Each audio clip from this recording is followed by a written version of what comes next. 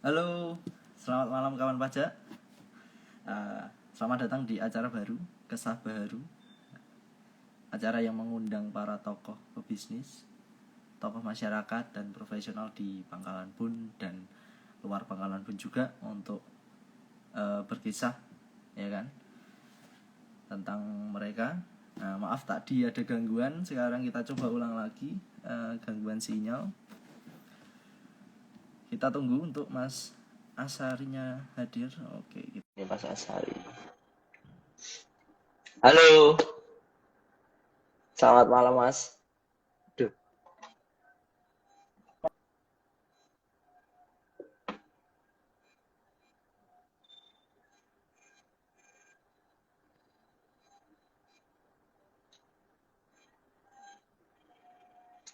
Mohon maaf Mas, suaranya masih belum jelas.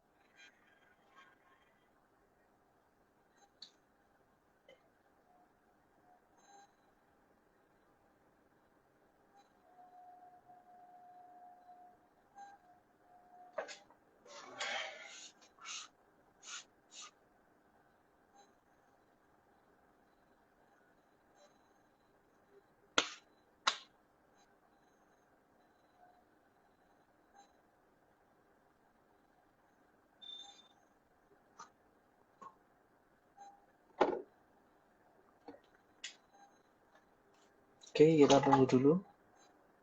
Masih belum bisa banget. Ada gangguan koneksi nih sepertinya.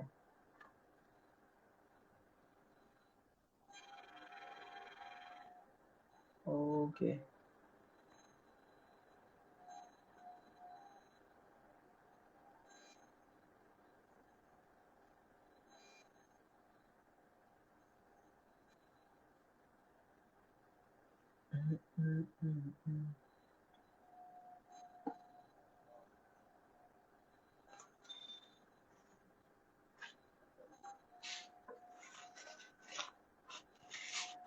Oke. Ya.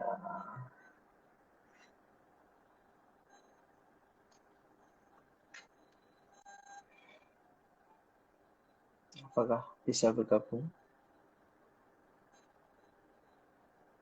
Mas Asarinya kita tunggu, kita invite lagi. Halo Mas. Halo. Tadi Iya. saya cari sinyal apa? Saya lihat masuk nggak bisa. Jadi bingung jadinya. Siap Ya, Mas. akhirnya Aduh. saya coba apa?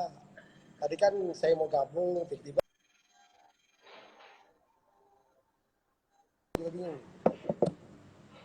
Nah, sekarang Iya. udah jelas nggak Mas? Udah lancar ini Mas, sudah Oke, kedengeran nih mungkin suaranya. kita bisa mulai ya Mas. Nanti gangguan sinyal Oke, susah juga kita ini. siap. Ini lagi di mana Mas? Tadi saya lagi di kantor, di atas. Oh Cuman iya. karena sinyal saya rasa agak kurang mendukung, akhirnya saya cari tempat yang sekiranya bisa bagus sinyalnya. Oh siap. Oke. Jadi ini perkenalkan Mas Asari. Siapa pasti Oke. orang Pangkalan pun sudah pada kenal ya, karena Mas Asari ini sering banget ngisi acara-acara bisnis, apalagi jadi mentor di klinik bisnis ya Mas. Terus Ya, sering salah banget satunya juga. apa? Nah, kita di sini akan mengulik nih cerita dari Mas Asari ya kan, latar belakangnya sampai bangun Along grupnya ini bagaimana. Jadi biar teman-teman di sini kawan pajak semua bisa belajar ya kan, bagaimana sih rahasianya membangun bisnis dari nol. Nah, tapi sebelum sebelum masuk ke situ Mas, sebenarnya kemarin kalau dapat infonya kan gini Mas, kenapa kalau dari remaja itu Mas Asir suka banget ikut organisasi atau apa komunitas? Kalau boleh ceritakan kenapa itu Mas? Oke. Mungkin sebelum kita ngomong yang agak serius, kita juga sapa dulu penonton-penonton kita ya, Mas. Oh siap, oke Sebelumnya Mas. nih, kita harus sapa nih teman-teman kita yang lagi mungkin mau menyempatkan malam minggunya bergabung nih dengan Oh obrolan iya.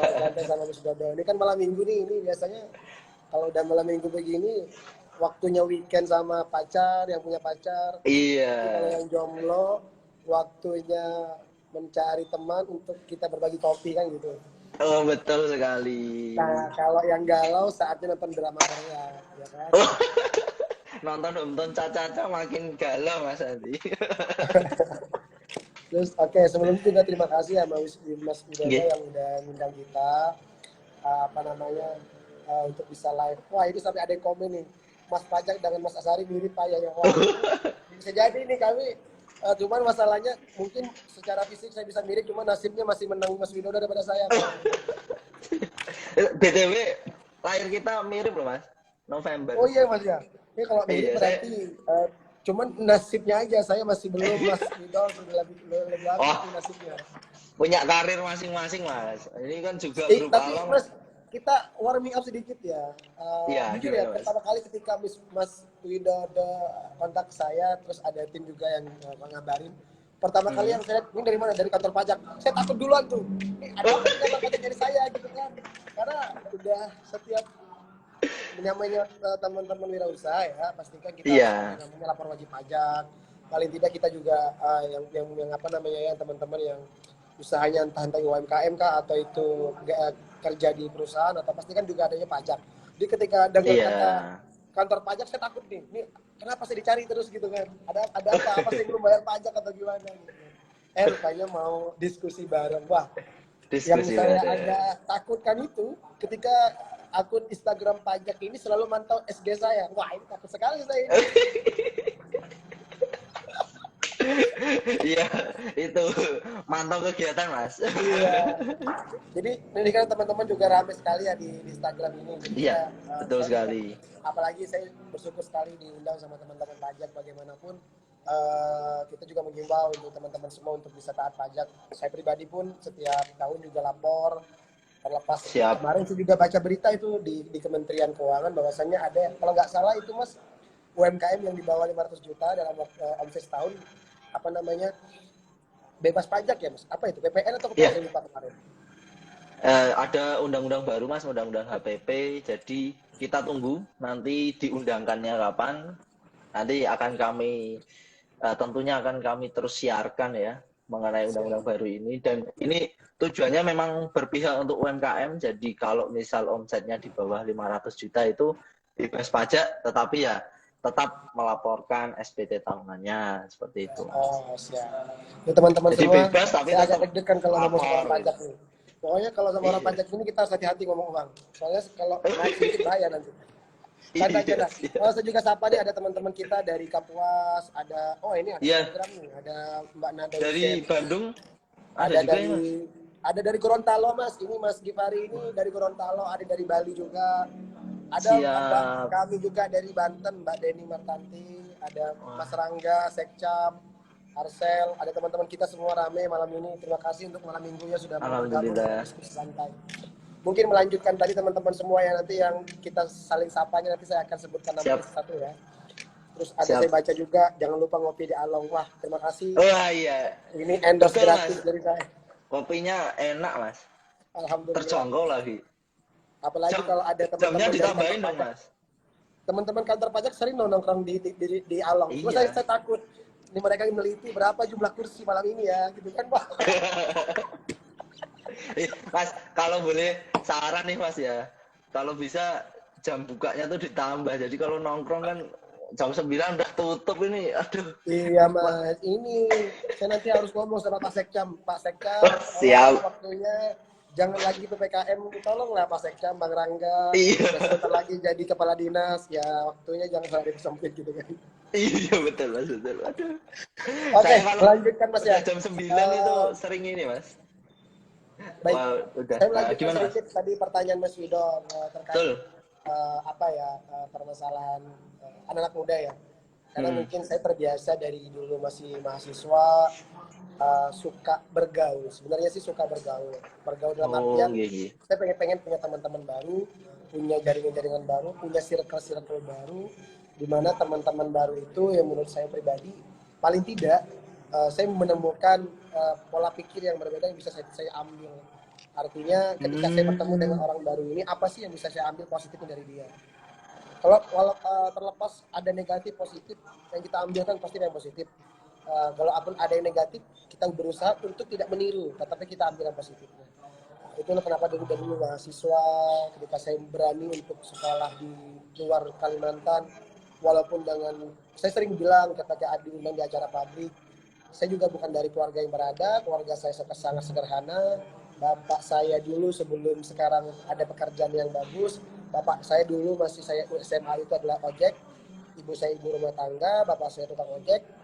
Dan saya ingat sekali di tahun 2002 itu kami memang sangat sederhana. Sempat saya juga merasakan bagaimana sangat sederhana itu makan dengan garam dengan cabai hijau, itu saya sempat merasakan pahit manis hidup lah pokoknya. Nah, mungkin value dari keluarga itu yang membuat saya bangkit begini. Saya selalu menanamkan dengan diri saya begini. Ketika saya sudah menetapkan hati untuk mengejar cita-cita saya, yang saya pikirkan adalah bagaimana saya mampu menjadi kebanggaan keluarga saya, bukan menjadi masalah bagi keluarga saya. Jadi itu yang selalu saya catat tuh. Jadi sehingga ketika saya dulu keluar Jawa, kuliah itu asal kuliah, akhirnya saya ngambil jurusan itu gak tahu mas. Saya kira SPI itu sarjana politik, rupanya SPI itu sarjana perikanan. Jadi saya baru tahu niat kuliahnya mau masuk di fakultas politik, ujung-ujungnya SPI itu lulusan perikanan. Ya sudahlah, saya ngurusin ikan mati, saya nyuntik ikan mau kawin, ya kan? Saya ngebedah perut ikan telurnya itu, ya. Jadi artinya saya ambil saja sudah. Tapi tidak menutup kemungkinan dari situ saya juga belajar. Mungkin jalan saya harus kuliah dulu di fakultas perikanan. Tapi saya membuka diri untuk bergaul dengan orang banyak sehingga saya punya pengalaman lebih di situ. Itu sih mas dari awal. Yang kedua mungkin mungkin Mas Yuda juga udah tahu ya, karakter orang Kalimantan, orang Jawa berbeda. Yang membedakan bukan kualitas SDM-nya, bukan kemauannya. Saya SDM orang Kalimantan itu hebat-hebat, tapi kemauannya untuk belajar itu yang perlu kita ambil dari orang-orang Jawa di luar sana.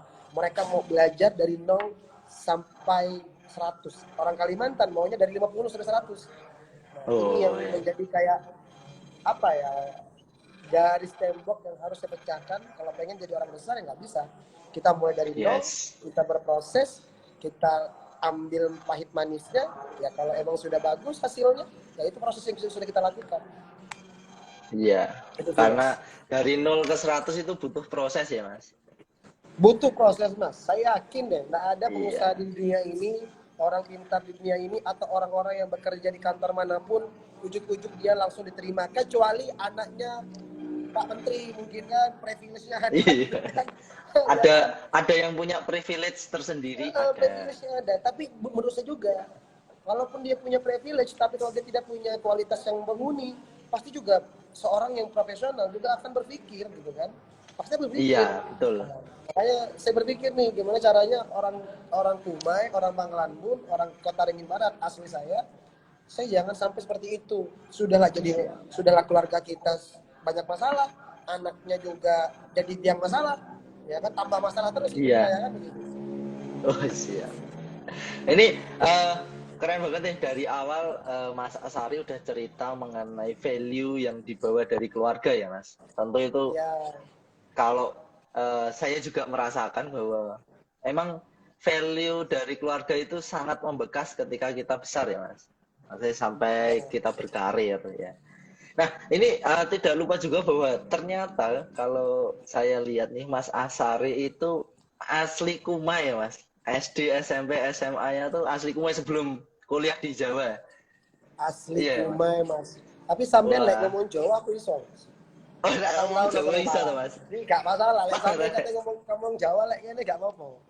Iso ya. Tapi engko do mudeng ta Mas gue.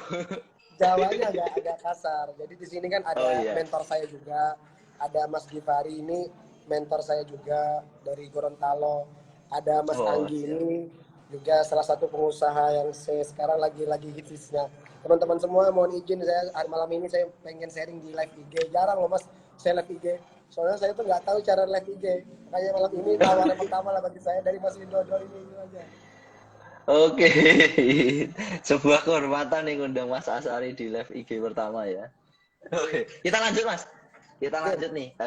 Tadi kan emang masuk Asari itu bawa value dari keluarga, terus emang suka tahu nih, pengen tahu karakteristik orang-orang yang macam-macam ya, baik itu baik atau buruk itu ya itu bisa disaring lah. Nah, kalau ada nggak sih Mas hubungannya berorganisasi atau berkomunitas dengan membangun bisnis? Nah, ini ada sambungannya nggak Mas? Kalau boleh diceritakan, Ini Mas, silahkan. Mm. ini menarik, menarik. Gimana nih? Hmm, Menarik nih. kalau teman-teman yang sekarang lagi berkecimpung di organisasi, atau teman-teman yang sekarang kuliah jadi mahasiswa suka aktif organisasi, menurut saya pribadi ya, kalian sudah punya 10 langkah lebih cepat daripada teman-teman kalian yang tidak pernah berorganisasi terus membuka usaha. Kenapa? Satu begini, paling tidak dalam dunia usaha bisnis itu kan ada yang namanya soft selling dan hard selling. Bagaimana kita menggunakan teman-teman kita di organisasi, komunitas kita sebagai media kita untuk melakukan soft selling, yang artinya membranding usaha kita. Iya. Kita punya teman banyak, punya komunitas banyak, tapi bukan pacar yang banyak ya Mas ya, bukan pacar banyak maksudnya, bukan. Tapi teman banyak maksudnya. Ini kan ada nih Mas Ardi ini, jangan banyak-banyak pacarnya, satu aja Mas. Teman yang banyak ya kan, terus apalagi komunitas kita banyak.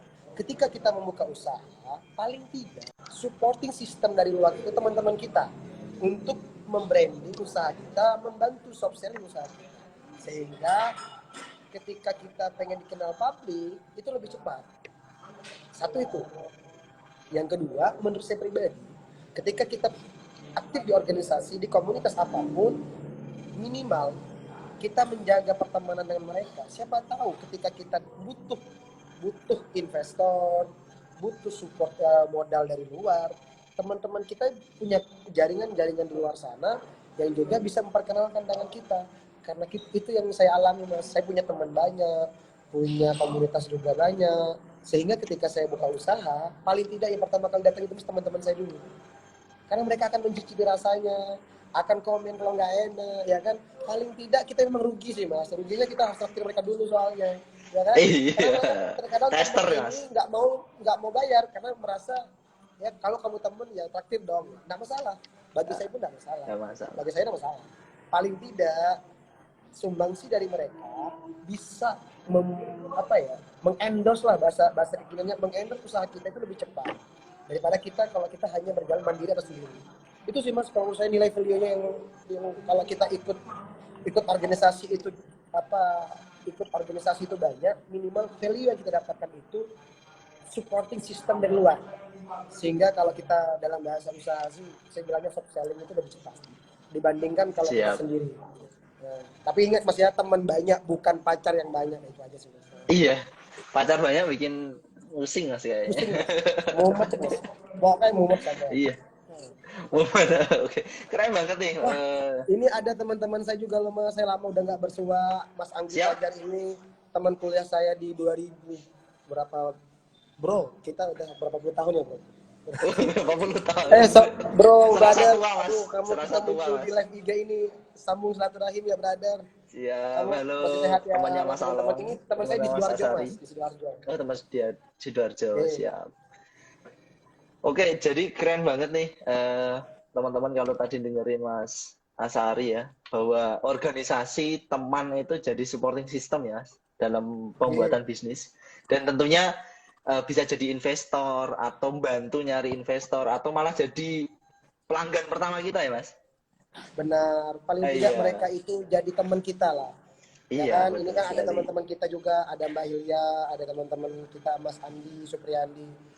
Mereka juga pasti mengalami kan fase di mana ketika kita mau buka usaha itu kan siapa sih yang pertama kali kita minta tolong dong di-updatein di sosmed kalian, kan teman kita kan? Iya, teman sendiri Mas, betul. Iya benar kan? Betul. Paling tidak kalau kita ada grup WA-nya itu temennya kita punya track record yang bagus, kita bukan jadi teman yang menyebalkan di grup itu. Paling tidak kan kalau kita nge-share sesuatu di grup itu enak, teman bantu support kita. Tolong dong, aku mau buka usaha ini, updatein ya di sosmed kalian, siap. Coba kalau kita nggak punya teman, siapa yang mau kita tolong? Bayar mahal loh Mas. Satu kali Betul. endorse itu aja sudah berapa, ya kan? Iya. Apalagi kalau influencernya followernya cantik misalnya, wah itu mahal Uh, lagi mas. mahal lagi. Iya betul sekali Mas. Nah, ngomong-ngomong, ini Mas Asari belajar bisnis tuh dari sejak kapan Mas? Pertama kali nih. Nah, Saya tuh mas, basically jujur, bapak bukan pengusaha, ibu Bapak bukan pengusaha. pengusaha, tidak Siap. ada dari keluarga kami pengusaha.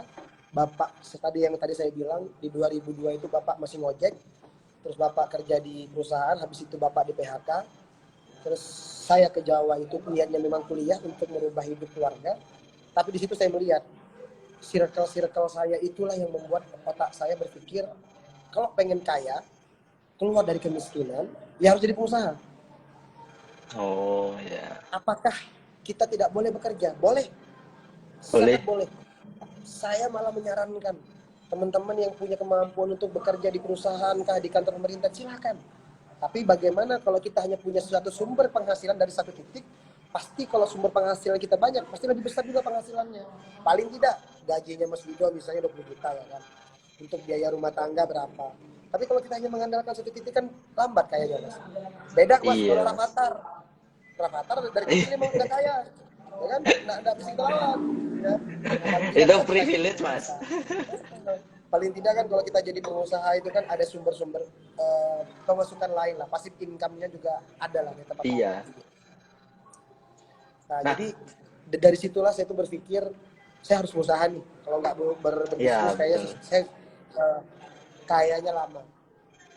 Terus yang membuat hati saya teguh itu gini mas, apa ya, omongan Omongan. omongan remehan cacian ketika saya mengawali usaha jualan. Namanya kita buta ya mas, tidak tahu berbisnis. Saya cuma punya modal berani, habis itu modal pas-pasan dari hasil nabung. Kan dulu saya kuliah ada dapat beasiswa, saya tabung sebagian untuk modal usaha. Saya punya modal 5 juta, habis itu saya buka usaha. Saya modal gini aja, saya udahlah, saya coba aja lah, kalau emang nanti berhasil itu rezekinya, kalau enggak ya sudah gitu aja. Habis itu dicaci, teman-teman meremehin, habis itu keluarga tambah lagi, keluarga yang harusnya jadi support system malah bilang kamu itu kuliah di gini malah pokoknya pusing lah gitu kan. Tapi di situ malah jadi sumber semangat bagi saya, pengen membuktikan kalau saya kan di suatu hari nanti, terlepas kapan pun saya harus gagal, suatu hari nanti ada satu atau dua tiga usaha saya pasti berhasil. Dan Ada keyakinan bener ya Mas. mas, dan bener mas, setelah 6 tahun saya memulai usaha, baru di tahun ke-7 saya berhasil, menurut saya. 7 tahun penantian loh ya Mas.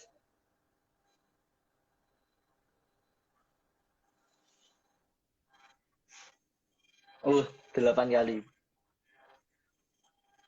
Uh, Kerja keras ya Mas. Apa? Pasti itulah tadi Mas, dari nol itu proses gagalnya ini kan terus naik sebenarnya menuju ke 100 ya.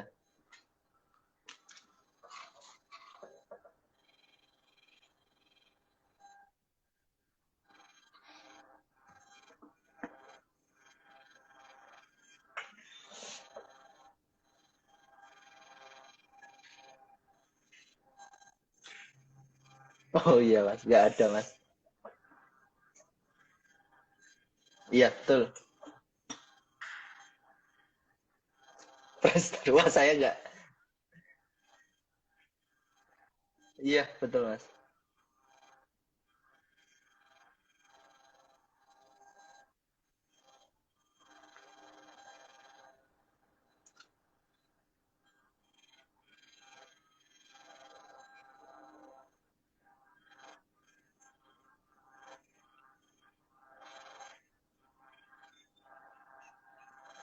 Siap.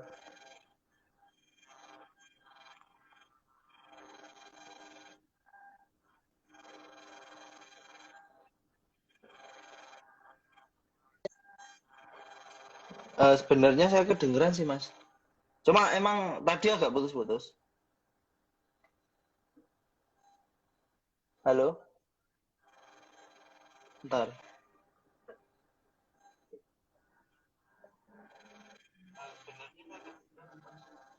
Oh, Oh ini, iya mas, nggak ada suaranya mas. Kalau di IG live-nya nggak ada suaranya. Cek cek, suaranya hilang.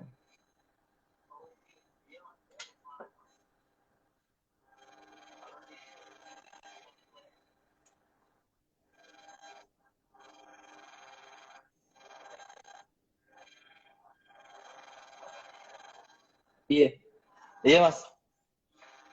Kalau di IG live-nya nggak kedengeran. Kalau di live, ini coba diulang lagi kita undang undang kembali ya. Invite.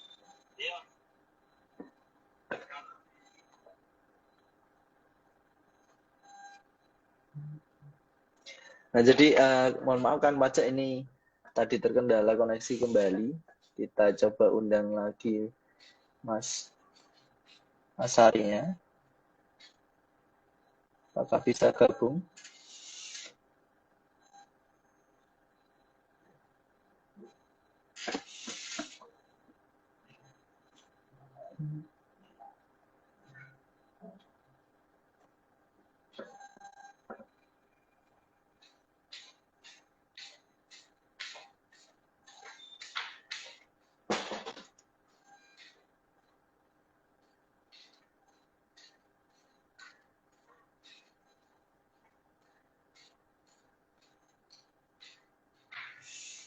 Kita masih menunggu untuk Mas Asari gabung.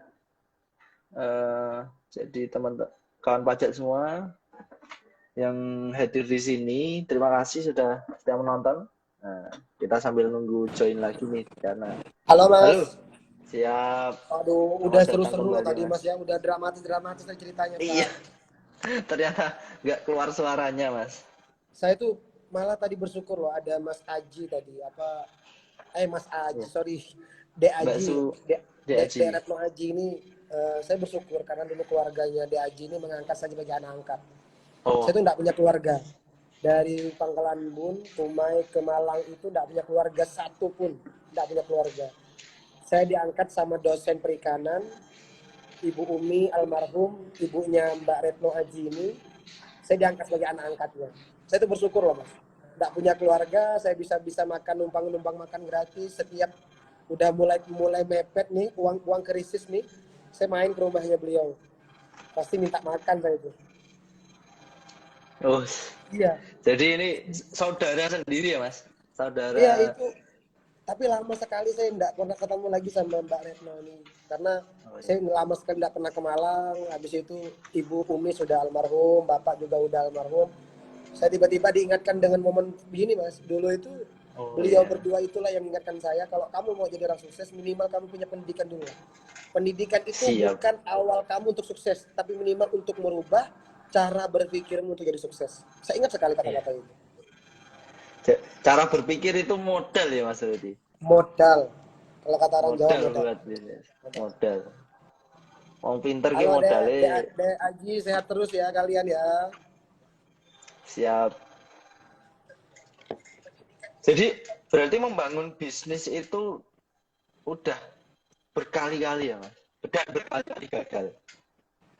Berkali-kali Mas, dan menurut saya itu tadi ketika gagal itu ya proses bagaimana kita untuk belajar mengevaluasi sih. Jadi ada yang satu poin, sering kan mentor-mentor bisnis selalu bilang gagal bangkit. Sebenarnya kalau gagal bangkit doang pasti akan gagal lagi. Tapi bagaimana kalau Iya. kita gagal bangkit mengevaluasi. Jadi apa sih yang salah gitu kan? Apa sih yang salah semuanya gitu kan? Jadi kita bisa mengevaluasi. Nah, kegagalan itu sih yang sering saya dapatkan, nggak pernah berhasil 6 tahun.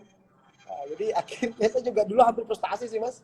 Ini mau mencoba usaha nggak sih kok gagal terus gitu loh. Kapan sih Oh saya harus iya. maksudnya ada satu usaha, minimal satu usaha lah yang berhasil lah gitu. Dan pada akhirnya ketika selalu berusaha, berproses dan tidak menyerah ya Mas, itu akhirnya membuahkan hasil ya.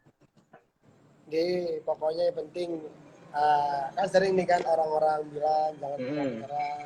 Kalau kita mau berusaha, berbisnis, berarti kita harus siap dengan segala risiko. Tapi kan kalau kita udah tahu ilmunya kan, manajemen risiko kan kalau kita udah tahu ilmunya, paling tidak kita meminimalisir kan kegagalan itu kan. Nah, Iya. makanya saya sering tuh ngomong sama teman-teman calon-calon pengusaha atau calon-calon teman-teman yang mau berusaha. Saya selalu ngomong, kalau ketemu sama orang yang berusaha, jangan lihat keberhasilannya, seberapa banyak dia gagal. Nah, ketika Seberapa ketemu banyak sama dia dia, gagal. ambil ilmunya kok dia bisa berhasil. Jadi Iya. pembelajaran itu kan nggak pernah kita dapatkan karena kita kan nggak mau gagal kan dalam usaha kan gitu nih. Iya, Ada yang betul. siap gagal, ada yang siap nggak apa, ada yang siap gagal, ada yang nggak siap. Nah, kalau ketemu orang yang sudah punya usaha sukses, tanyanya begini, Mas dulu sering gagal nggak? Sering. Kenapa gagal? Cari tahu. Nah, paling tidak pengalaman beliau yang gagal itu bisa kita ambil untuk meminimalisir kegagalan dalam usaha kita. Nah, Oh iya. kesalahan Jadi saya pengalaman dulu, orang lain kita buat belajar ya, Mas? bener, kesalahan saya dulu, saya tidak punya mentor. Karena saya nggak punya teman yang Oh. gini, Mas. Saya tidak punya teman yang ada bisa untuk ditemui gitu loh, Mas. Karena masalahnya mereka itu, teman-teman saya circle-nya juga nggak ada yang berbisnis. Ada pun yang berbisnis sangat jauh sekali, sehingga kalau kita mau komunikasi pun susah. Nah Susah. sekarang ini kan banyak nih kan mentor-mentor usaha atau teman-teman di Pangkalan Bun kah, di Kumai kah, di Palangkaraya, temui mereka. Ajak diskusi, itu bukan kita mau jadi suksesnya, kok kenapa sih gagal. Nah paling tidak kegagalan itulah yang bisa kita ambil jadikan vitamin bagi kita. Nih saya ibaratkan begini, ini kan lagi musim corona, kita kan diwajibkan Iya. vaksin kan.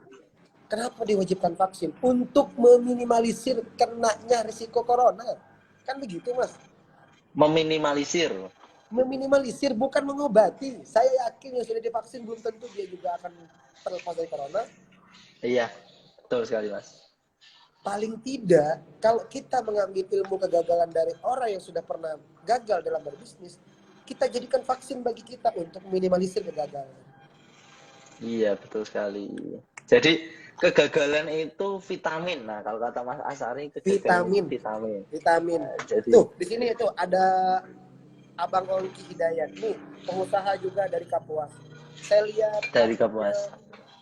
usahanya banyak, cara dia mengendorse usahanya kreatif sekali. Sekarang ini kan media sosial ini kan kalau jadi tumpuan bisnis, iya bisa. Jadi tumpuan negatif juga bisa, ya kan? Bisa. Benar Ya, kan? tergantung pemakaiannya, Mas. Tergantung. Oke, tergantung Iya. kita cara menggunakan media sosial untuk kepentingan mencari uang atau kepentingan kita hanya upload foto terus kita terkenal, enggak juga kan? Paling tidak ada Enggak suatu juga. value yang harus kita dapatkan dari media sosial itu. Ini sudah Iya, ada pertanyaan betul aja nih Mas. sekali. Iya. Ini mau sambil menjawab atau nanti dulu nih, Mas? Kita lanjutkan punya Mas Widodo, nanti kita khusus punya beliau-beliau ini nanti. Iya, ada Q&A lagi ya nanti.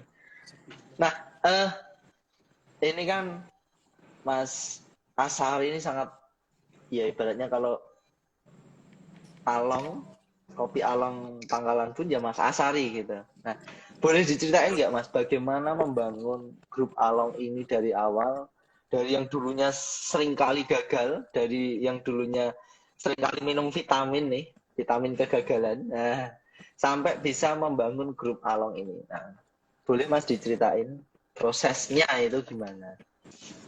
Saya sih, itu tadi saya bilang, dulu saya karena nggak punya mentor, saya nggak punya teman untuk sharing masalah usaha, saya nggak punya teman yang satu circle untuk berpikiran mau berbisnis, sehingga saya selalu, ya udah, saya berbisnis dengan maunya saya. Kesalahan fatal Iya, saya Mas, kesalahan fatal saya, 6 tahun saya memulai bisnis dan selalu gagal. Saya berbisnis maunya saya, bukan maunya pasar. bukan maunya pasar. Sedangkan bisnis yang bisa hidup itu adalah menyelesaikan masalahnya orang, bukan menyelesaikan masalahnya kita. Karena belum tentu yang kita inginkan diinginkan oleh konsumen. Betul, setuju Nah, Mas. kesalahan saya itu selalu membuka bisnis dengan maunya saya. Ya ini bisnisnya bagus, peluangnya bagus, tapi maunya saya. Saya nggak pernah nanya sama orang-orang. Saya nggak pernah nanya sama orang sekitar saya nggak pernah nanya sama keluarga saya, tapi maunya saya, enggak kok ini bagus, egois sekali lah. Namanya jiwa muda ya mas, kita egois ya. Oh iya. Pokoknya maunya saya buka usaha begini, saya maunya buka ini. Akhirnya karena maunya, yang saya dapatkan gagal. Nah, pada Oh titik iya, iya. tertentu tadi, saya mendapatkan clue-nya begini. Saya kan ada keluarga di Pontianak, masih Mm-mm. keluarga dari bapak, masih keturunan Tionghoa apa Chinese, Pontianak. Saya sering ke Pontianak, sering sekali karena saya suka dengan lingkungan di Pontianak. Karena keseringan saya bermain ke sana, saya terbiasa dengan circle minum kopi. Saya lihat orang Pontianak itu gini, setiap bangun subuh bukan ke masjid, tapi ke warung kopi. Nah, terlepas mereka agamanya Islam atau tidak, tapi lingkungan ini membuat saya berpikir begini. Kenapa ya habit ini telah menjadi darah daging bagi orang Pontianak? Kalau tidak ke warung kopi, tidak hidup bagi mereka. Kalau tidak ke Oh. warung kopi, tidak menjadi orang Pontianak bagi mereka. Saya terbawa dong dengan siklus begitu. Saya suka sekali akhirnya nongkrong pagi, siang, malam. Kalau udah liburan ke Pontianak itu, saya pengennya ke warung kopi aja tiap hari. Nah, pas saya balik ke Pangkalan Bun, pada 2018, 19 itu ada kafe, ada beberapa kafe di Pangkalan. Cuman saya tuh nggak suka mas, karena jujur mas, bukan saya nggak suka ngafe mas, bukan. Satu, saya juga mikirnya uang saya juga nipis masalahnya kalau saya ngafe kan. Uang saya nipis nih, ya kan? Satu nipis nih, Iya. ya kan? Iya nggak mungkin lah ya kan, kalau kita ngafe paling mengeluarkan 20.000 tuh kayaknya nggak mungkin deh. Paling tidak 50.000 pasti keluar. Itu kalau Iya, sendiri ya mas. betul. Lah Iya, kalau kalau sampai sendiri. bawa cewek sampai gimana? Ya kan? Iya. Dia lah sampai bawa teman sampai 2 orang udah berapa? Nah, Udah berapa? kok Iya. kok ke Pangkalan Bun, saya berpikir begini, kayaknya ada masalah di Pangkalan Bun ini. Banyak anak-anak muda ke kafe, tapi orang tua tidak terfasilitasi untuk nongkrong. Sedangkan orang tua ini sirkulasi keuangannya biasanya lebih besar daripada orang muda. Mm-mm. Orang muda itu yang ditampilkan adalah media sosialnya, fitnya, tampilannya. Tapi orang tua, value-nya yang dia cari. Ketika ngopi, apa yang bisa kita hasilkan dari warung kopi? Itu yang saya pelajari di Pontianak. Saya pikir warung kopi kok nggak ada sih yang bersih di Pangkalan Bun kayak di Pontianak, kok nggak ada ya. Saya suka ngopi ya kan, udah lah, tanpa banyak cerita, ini permasalahan yang wajib saya selesaikan di Pangkalan Bun. Untuk Oh. memfasilitasi orang tua, saya harus membuka warung kopi seperti di Pontianak. Paling tidak segmentasi pasarnya adalah orang tua dan orang-orang menengah kelas ke bawah. Anak muda juga bisa mas, karena perbandingannya begini mas. Kalau kita buka kafe atau coffee shop kekinian, paling tidak yang akan sering masuk adalah anak muda. Karena Iya. kalau orang tua tuh pasti nggak mungkin bisa tiap hari, karena mereka merasa risih. Belum lagi kalau dia yang punya istri kan, kamu ngapain ke kafe? Pasti mau nyari cem-ceman ya, kan begitu. Sama-sama. Persepsinya kan begitu kan? Ya Iya, kan? takut lah mas. Kamu ngapain ke kafe? Nah, akhirnya permasalahan ini belum terselesaikan di Kota Pangkalan Bun. Saya coba dong. Ilmunya ada nggak? Nggak ada mas. Ini kalau saya bisa bersumpah, saya sumpah. Saya nggak punya ilmu buka warung kopi, membuat selai roti Srikaya. Ini kayak tadi ada ibu saya deh ikut di sini. Semoga ada ibu saya di sini masih. Oh masih ada kayak ibu saya di sini. Saya tuh ngomong sama ibu begini, ini ada ibu saya mas nonton live IG mas. Tumben-tumbenan ibu mau nonton live IG ini. Nah, Halo Ibu. saya ngomong sama ibu begini, saya mau buka warung usaha kopi, pasti nanti bangkrut lagi katanya. Jawabannya itu dulu, Udah, kan? udah pesimis dulu. Karena masalahnya ibu saya udah keseringan ngeliat usaha saya bangkrut, masalahnya bukan Oh berhasil. gitu. Jadi pastinya persepsi idola kota ibu pasti bangkrut terus nih. Pasti bangkrut lagi katanya, kendala nggak usah katanya, nggak usah macam-macam lah. Tabung aja uangnya nanti pasti juga bangkrut lagi katanya. Enggak, pokoknya saya mau ke Pontianak, saya mau belajar di sana, nggak tahu gimana caranya saya harus ke Pontianak. Karena yang saya bawa mas masalah. Dan masalah ini harus diselesaikan.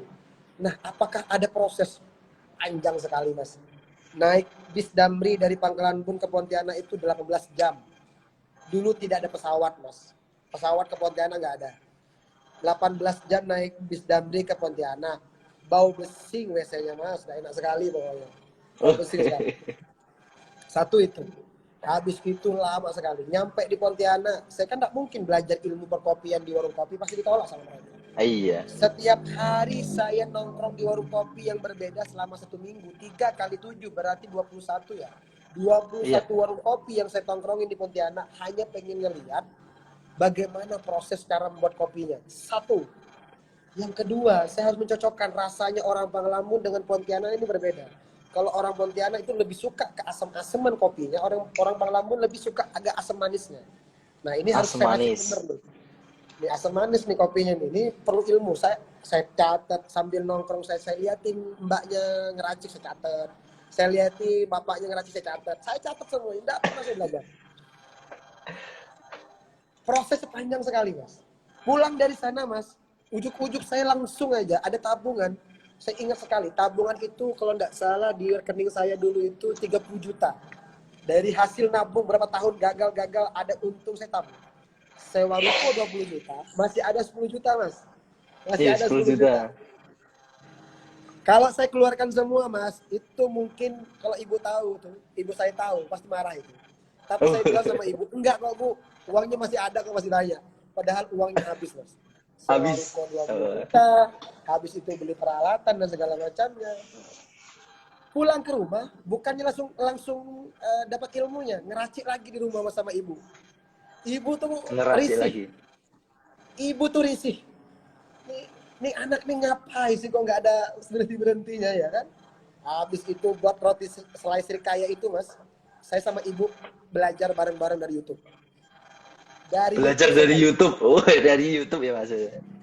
Bu, saya punya resep, cuman saya nggak tahu cara ngolahnya. Yuk belajar bareng-bareng. Oh, awalnya ibu saya nggak mau, karena pasti gagal kan usaha saya kan. Kayaknya nggak mungkin rame ini, gagal lagi usaha ini kayaknya kan. Tapi saya coba rayu ibu, ayo kita bisa gitu kan, gini. Dan akhirnya kita menemukan formulasi resep yang itu nggak pernah ada, dan itu cocok dengan orang Pangelamun. Dan itulah, Mas, akhirnya sekarang roti selai srikaya Along itu yang khasnya kopi Along. Itu dari hasil kami belajar bareng-bareng sama ibu, Mas, kalau mau tahu. Jadi Jadi kalau dari sebenarnya ibunya ya. apakah saya langsung berhasil? Tidak, Mas. Kan nggak pernah tahu nih cara ngelola karyawan gimana, manajemen pembukuan Iya. keuangan nggak tahu. Orang mengiranya kan setelah buka kopi Along, menunya sudah ada langsung oke, jalan. Enggak juga. Enggak juga. Karyawannya yang berhenti, pembukuan keuangan nggak tahu. Saya pikir kenapa sih susah sekali sih berbisnis, kenapa sih nggak langsung kaya gitu loh, maksudnya lambat Rumit sekali ya, sih Mas. kayanya gitu. Iya. Tapi saya gini, pikiran saya pada waktu itu ada pada satu titik saya merasa dalam stucknya begini. Kalau saya berhenti di tengah jalan, menyerahnya begini, menyerahnya karena saya merasa capek, berarti benar kata ibu saya. Ya udah, kamu tuh pasti gagal lagi. Nah, saya mencoba formulasinya begini. Saya akhirnya mencoba belajar dari orang-orang di sekitar saya, bagaimana sih cara mentreatment orang SDM-nya, bagaimana sih orang yang mau usaha manajemen keuangannya. Saya mencoba belajar sendiri, mencari tahu sendiri, ikut kelas mentoring seminar, ikut belajar dengan orang yang sudah berhasil. Saya ambil simpulkan jadi satu, bahwasannya kopi Along ini adalah warung kopi yang berbeda di Kalimantan Tengah. Belum ada warung kopi yang semacam ini di Kalteng, dan saya lah pelopor pertamanya di tahun itu. Dan alhamdulillah, Mas, setahun saya berjalan, kopi Along itu mulai punya pelanggan. Kena COVID, hancur lagi, pusing lagi kepala. Aduh, 6 bulan, COVID. Mas. 6 bulan. 6 bulan, buku keuangan tuh 0 rupiah. 0. Makanya pas ada orang pajak minta laporan pajak itu saya pusing, Pak. Nggak ada kah keringanan bagi saya ini, nggak ada penghasilan, saya bilang. Jadi 6 bulan itu buku keuangan itu 0. Tapi ada satu titik begini juga saya dapatkan. Kalau saya menyerah gara-gara corona, ya berarti kopi Along itu segitu doang. Segitu Kita doang, mencoba ya. bertahan, mencari formulasi baru. kita jualan take away juga sudah Mas, saya jadi delivery sendiri juga sudah, saya perbaiki sistem manajemen orangnya, saya perbaikin juga manajemen buku keuangannya, sehingga sekarang dalam fase ini total karyawan yang bergabung di Kopi Along itu ada 7 tambah 7 sekitar 25 orang lagi. Nah, Wes luar biasa, Mas. tapi apakah itu berhasil? Ya, menurut saya sih belum sekali. Karena apa? Karena keberhasilan yang terpenting bagi diri saya itu sekarang bagaimana adalah meyakinkan orang-orang yang ada di circle saya, sekitar saya, apalagi teman-teman yang dekat sama saya, sahabat saya, adik saya, keluarga saya, bahwasannya apa yang kita lakukan ini adalah emang ini untuk kepentingan orang. Ketika kita bisa membantu satu orang, minimal satu orang itu juga bisa membantu orang lainnya. Jadi kita bisa membuat sistem circle yang baik bagi orang lain. Bermanfaat pasti, mencari keuntungan dalam usaha ya pasti. Nggak ada kan orang mau berbisnis pengen untung, nggak ada Mas. Saya Mas. Kecuali Bill Gates gitu aja. Oh iya, itu udah next level Mas, udah level tertinggi itu kayaknya. Iya. Kita belajar dari nol nih, kita nggak usah melihat yang orang-orang punya privilege ya. Bener. Ini, saya sepakat sama Mas Widodo nih, saya sepakat sekali.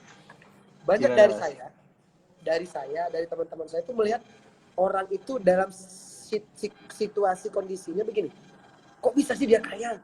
Kok bisa sih mobilnya itu Alphard? Kok bisa sih dia punya jet pribadi? Kok bisa sih dia punya helikopter? Kok bisa sih dia punya segalanya?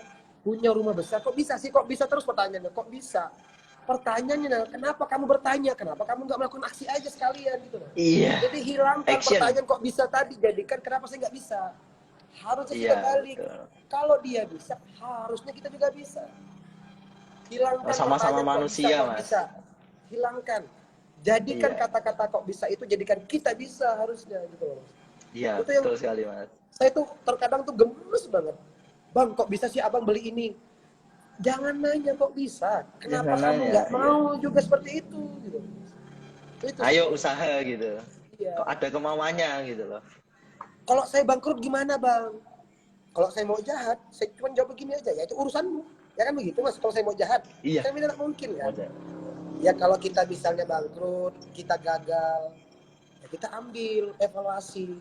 Di mana letak kesalahannya? Ya nggak mungkin dong semua bisnis itu akan berhasil dengan sendirinya, nggak mungkin. Pasti ada campur tangan bisnis ownernya, ada campur tangan kita. Dan paling penting lagi Mas, ini Mas, ketika kita sudah melakukan semuanya, usaha sudah kita lakukan, bisnis sudah kita lakukan, kerja keras sudah kita lakukan, kerja cerdas kita lakukan. Yang paling penting itu pertolongan dari langit sih Mas, berusaha itu sih. Iya. Itu jangan lupa itu. Ya teruslah Mas. Jadi mengetuk pintunya dari langit itu, mengetuk pintu langit itu menurut sangat sederhana. Kalau pengen dilihat sama yang dari langit, rajinlah bersedekah, dari itu aja. Nah, itu. Paling tidak, nggak usah jauh-jauh bersedekah bagi orang-orang orang-orang yang di luar sana. Minimal teman kalian lah, yang di sebelah kalian ini loh, yang belum berhasil, ajak makan, traktir makannya gitu loh. Jangan medit kalau kata orang Jawa ya Mas ya. Jangan medit. Macam medit Mas. Sempit kok dompetnya. Iya. Jadi paling tidak teman-teman kita dulu lah. Kalau makan ada rezeki berlebih traktir. Kalau tidak salah itu juga ada itu. Kalau tidak salah hadisnya itu. Kalau kita sering mentraktir orang yang teman-teman kita, rezeki kita juga akan dibukakan 100 kali lipat. Kan begitu, kan enak Mas. Amin, ya. Ini ada pesan nih dari kepala kantor pajak sini Mas. Bu Dahlia, indahnya saling berbagi. Oh iya. Ini benar. Ditonton langsung Mas sama yang punya Alhamdulillah kantor. Pak, nih. Salam kenal Pak, mohon izin, salam kenal. Ibu, jangan lupa Pak. Bu Dahlia Pak kalau namanya. Tidak... Siapa Mas? Bu Dahlia. Ibu. Oh, Ibu, salam kenal Ibu. Dari saya anak Kumai yang sekarang lagi mencoba keberuntungan dalam usaha warung kopi. Saya itu banyak teman juga itu sebenarnya di kantor pajak. Dulu itu ada Mas Happy, sekarang udah pindah ke Banjarmasin kalau nggak salah itu. Iya. Mas Happy, banyak juga gitu. Ya Mas, lanjut Mas. Siap, oke. Nah ini Mas, mungkin pesan nih bagi maksudnya kalau di sini ada yang baru mau buka usaha, tadi sebenarnya udah banyak ya, udah banyak pesan-pesan, tapi untuk lebih ini khususnya bagi para pendengar yang mau buka bisnis. Nah, boleh kasih tahu nggak Mas pesan, tips, saran dan lain-lainnya lah. Ketika mau mulai bisnis tuh apa gitu yang harus disiapkan? Kalau yang sering terjadi ya Mas, nggak usah Mm-mm. jauh-jauh. Saya mungkin bisa mengevaluasi dari keluarga saya. Adik saya sekarang lagi mencoba keberuntungan seperti saya, mencoba mandiri Mm-mm. dan dengan berbisnis. Adik saya, sepupu saya, teman-teman dekat saya, yang selalu saya katakan begini, kita ini kan membangun dari nol. Kita tidak punya privilege keluarga pengusaha, kita tidak punya privilege basically-nya adalah keluarga kita wira swasta atau dari segala macam. Sebelum kamu melangkah lebih jauh untuk menentukan alur usahamu, tentukan dulu mentalmu. Perbaiki Mental. mental kita dulu.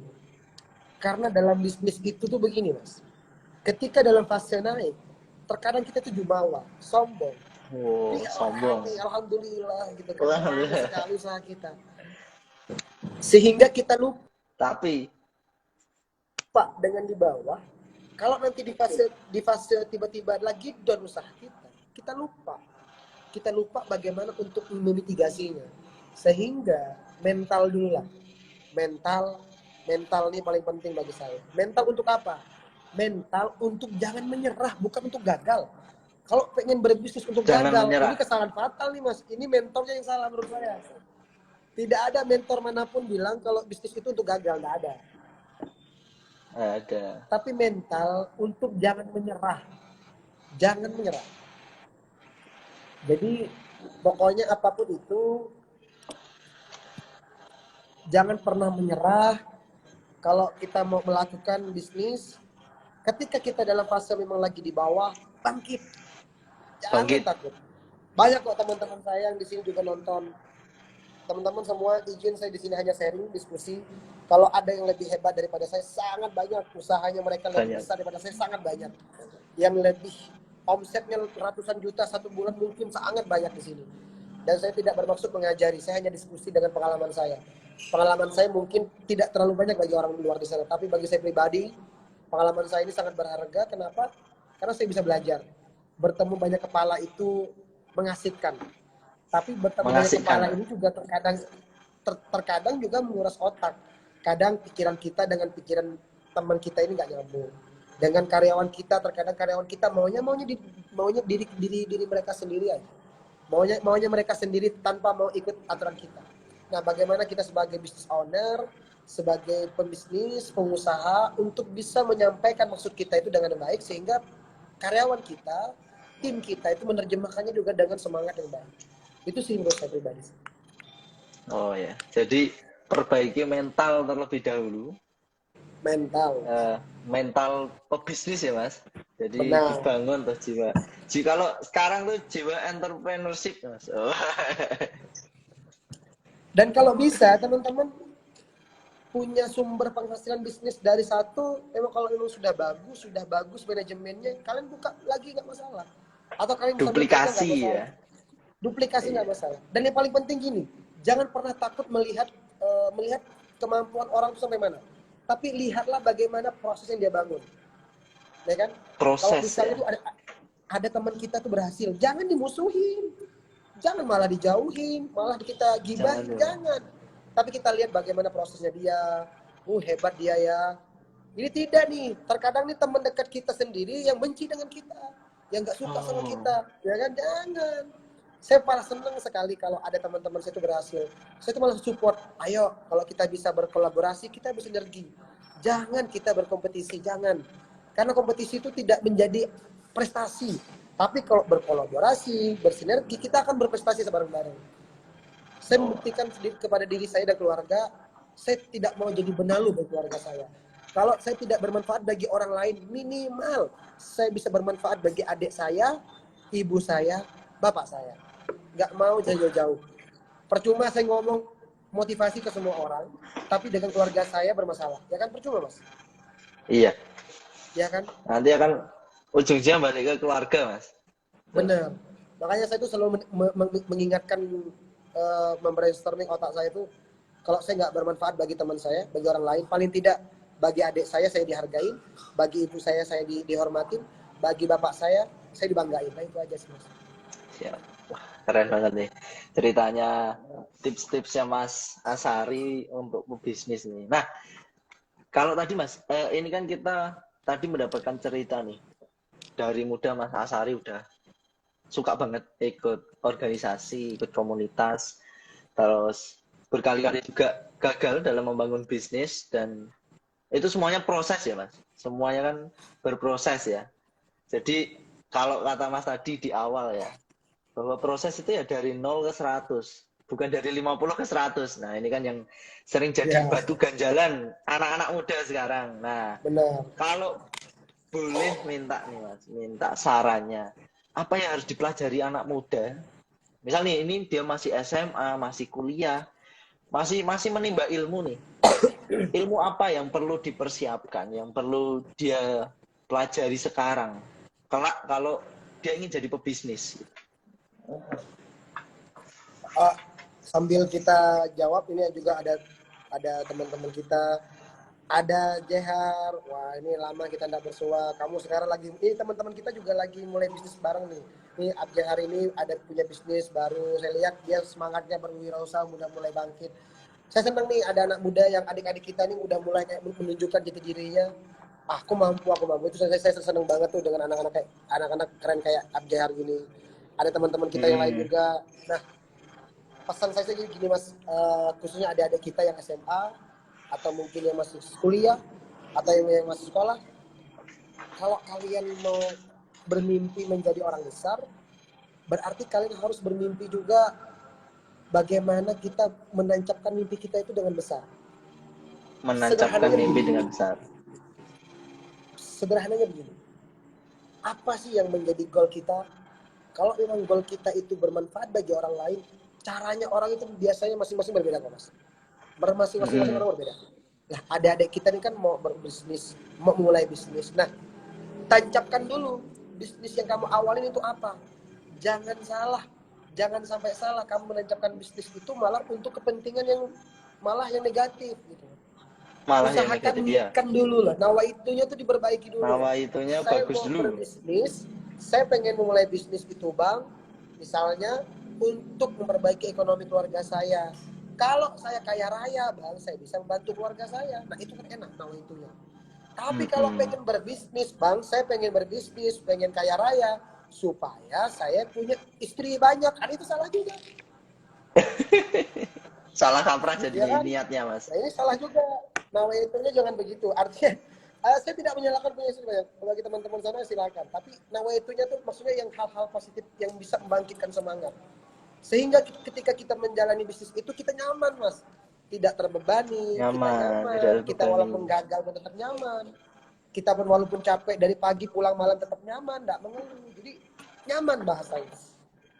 Nah, adik-adik yang mau bermulai bisnis, cari mentor, cari tim, Mentor. cari abang-abang atau kakak-kakak kalian yang di luar sana itu yang baik. Minta pembelajaran dari mereka itu bagaimana pengalaman-pengalaman ketika memulai usaha. Karena bagi usaha-usaha anak-anak muda sekarang itu, yang terpenting adalah bukan berapa banyak modal yang kalian punya, bukan.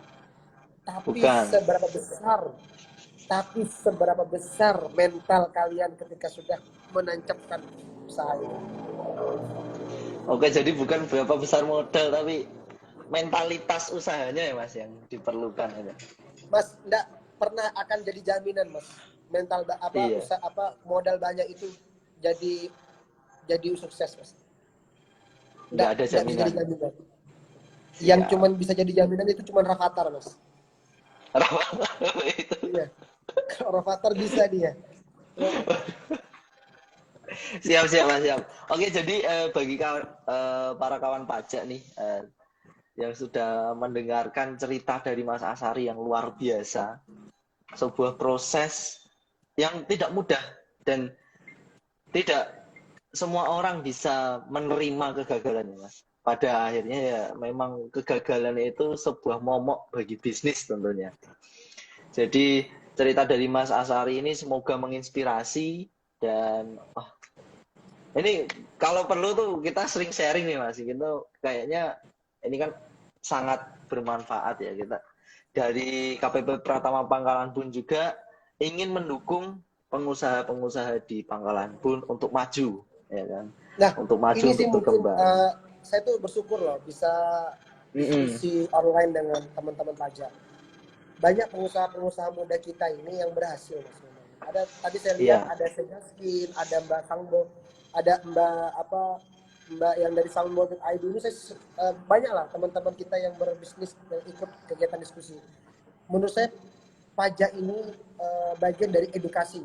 Artinya banyak teman-teman kita yang luar sana tidak mengerti, tidak paham pajak sehingga pertama kali ketika dengar kata pajak itu persepsinya wah ini bayar pajak kan begitu. Tapi sebenarnya iya, teman-teman pajak ini kan bisa membantu kita. Ketika kita laporan keuangan kita, sirkulasi keuangan kita bagus, cash flow kita bagus, bagaimanapun nanti kan kalau kita butuh permodalan di perbankan kan juga bisa. iya, betul. Jadi kalau kita tidak taat pajak, paling tidak kita nanti akan di blacklist juga sama perbankan kan begitu. Kan terlihat nanti Iya, kan. Jadi sebenarnya edukasi-edukasi seperti ini juga perlu Mas terus apa apa ya viralkan lah bukan viralkan sih terus hegemonikan lah ke teman-teman muda kita ini iya. mungkin kalimat yang pas mas jangan takut pajak gitu aja sih mas karena pajak ini Jangan takut persepsinya pajak. saya juga kalau udah ngelihat pajak ini dalam otak saya ini bayar pajak kan saya ini enggak juga gitu kan. Iya, Cuman karena kata pajak ini sudah terpersepsi dalam anak-anak orang-orang banyak jadi diibaratkan itu dengar kata pajak itu horor jadinya. horor Tapi ya. sebenarnya Siap. sebenarnya itu enggak horor. Kalau teman-teman yang paham itu enggak horor. Tapi bagaimana kita memahami teman-teman pajak ini sudah mengedukasi, sudah memberikan apa namanya memberikan pencerahan lah bagi teman-teman muda yang lagi berbisnis. Mm-mm. Oke. Nah, kalau ngomong-ngomong soal pajak nih, Mas, boleh cerita nggak, Mas? Kan katanya tadi udah lapor SPT tahunan. Nah, boleh dong, Mas, kasih testimoni. Mungkin boleh juga diajak nih teman-teman di sini. Eh, apakah susah atau enggak sih, Mas, lapor SPT tahunan sekarang ini? Gitu. Kalau saya pribadi ya, karena kan Mm-mm. memang sudah tersistem ya mas, yang nguruskan tim kita yang di tim-tim kita ya. Jadi menurut saya Hmm, sih tidak susah. nggak Yang susah susah ya? itu ya tidak susah. Yang susah itu mungkin terkadang kan kita karena nggak paham. Terus hitung-hitungan PPh PPN itu kan kalau kita kan nggak pernah tahu itu bagaimana cara menghitung. Jadi kan Iya. kalau kita itu kan ada komunikasi yang baik dengan orang-orang pajak, menurut saya tidak susah. Saya malah sebenarnya apa ya? Yang ini mas, apa sih namanya ini? Perkenalan orang-orang dan orang-orang pajak ini yang terkadang tuh teman-teman muda itu kayak mau masuk kantor pajak itu takut duluan. Jadi sebenarnya kayak Oh, kayak iya. ya Mas Wido ini kan kayak kan mau mengedukasi teman-teman yang lain di sana. Siapa tahu Mas Wido ini bisa dikenal sama teman-teman kita yang lagi live IG ini sehingga nanti kalau ada kesulitan bisa menghubungi Mas Wido. Tidak perlu takut untuk maksudnya mencari informasi bukan untuk bayar pajak tapi minimal tahu pajak dulu lah gitu. Tahu pajak, betul, Mas. Tahu pajak dulu gitu loh. Tahu dulu. Dan bagi saya pribadi sih enggak susah karena memang Nggak susah. enggak lama kayaknya malah. Yang penting kita Iya. udah ada buku keuangannya sesuai, kita kasih tahu mereka, mereka nanti hitungkan, setelah dihitung dibayar selesai. Karena Oh, permasalahan juga siap. kalau kita nggak bayar berbahaya, dapat surat datang ke rumah. Kalau datang ke rumah Iya. suratnya terus kita nggak bayar, kita kena pasal berapa itu ya? Kena pasal berapa itu? Ya kan? Kita bisa Tergantung, dihukum itu Mas. kan? Macam-macam kalau pasalnya, Mas. Iya makanya serba salah juga kalau kita nggak bayar pajak ini itu bisa dihukum. Iya. Nih Mas ada Mas Anwar RCBN ini beliau dari kalau nggak salah beliau ini tugasnya di Dinas Provinsi Jakarta DKI Jakarta. Oh, DKI Jakarta. Halo, Mas Anwar dari Mas Jakarta. Anwar salam kenal ada Mbak Mas Huda Mustika wah banyak sekali nih. Semoga aja bisa sampai ke Papua juga kita live IG ini. Siap. Ini seluruh Indonesia, Mas, yang nonton ya. Karena kenalan Mas Asari ini luar Alhamdulillah. biasa luas ya. Nah, jadi kawan pajak ini alhamdulillah kalau memang SPT tahunan itu sudah mudah dan tepat. Dan program ini memang ditujukan untuk edukasi ya Mas ke misal teman-temannya circle-nya Mas Asari sendiri. Nah, kapan-kapan nih Mas kita buat project nih bagaimana memperkenalkan pajak ya tidak membahas bayar-bayarnya aja, cuma Benar. paling nggak kan tadi ya, saya setuju banget sama pendapat Mas Asari bahwa pengusaha itu perlu tahu pajak gitu. perlu tahu cara ngitungnya gimana. Kena atau enggak kan itu kalau udah tahu. Kalau belum tahu kan bayar doang ya Mas. Iya, karena sampai aja Mas, pajak Pebun ini ketika memfollow IG saya, dalam pemikiran saya ini jangan-jangan mau diteror pajak saya ini kan gitu. Karena kita, kalau kalau kalau semisal kita tidak ada komunikasi terlebih dahulu kan, pasti kan kita ini kan mau dipantau Mas. Tapi kan sebenarnya kan tidak. Kita ini kan mau mengedukasi, kita ini kan mau berbagi informasi. Jadi sebenarnya menurut saya sih hal-hal positif yang dilakukan teman-teman pajak Pebun ini bagus banget menurut saya pribadi ya. Ini menggerakkan literasi paham pajak, tapi tidak perlu dengan serius. Dengan kita santai, kita berdiskusi, kita juga mengedukasi. Saya selaku pengusaha kecil juga merasa terbantu. Dan harapan kami juga pajak-pajak bisa membantu teman-teman UMKM. Kalau misalnya bayar pajaknya itu bagaimana, jangan sampai kan karena kita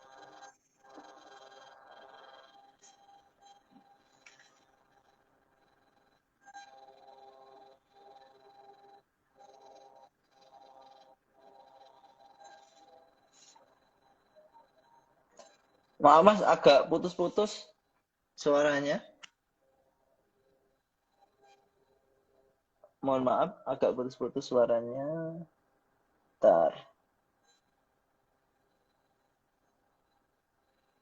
Halo.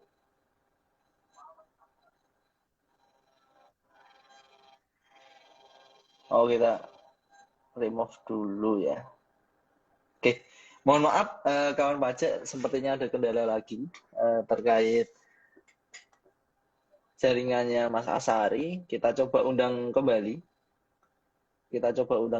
Mas Asari. ya Mas, Halo. sorry. Keputus lagi Mas. Biasa Mas, kita memang harus beli sinyal sendiri kayaknya kita. Oh, iya, siap.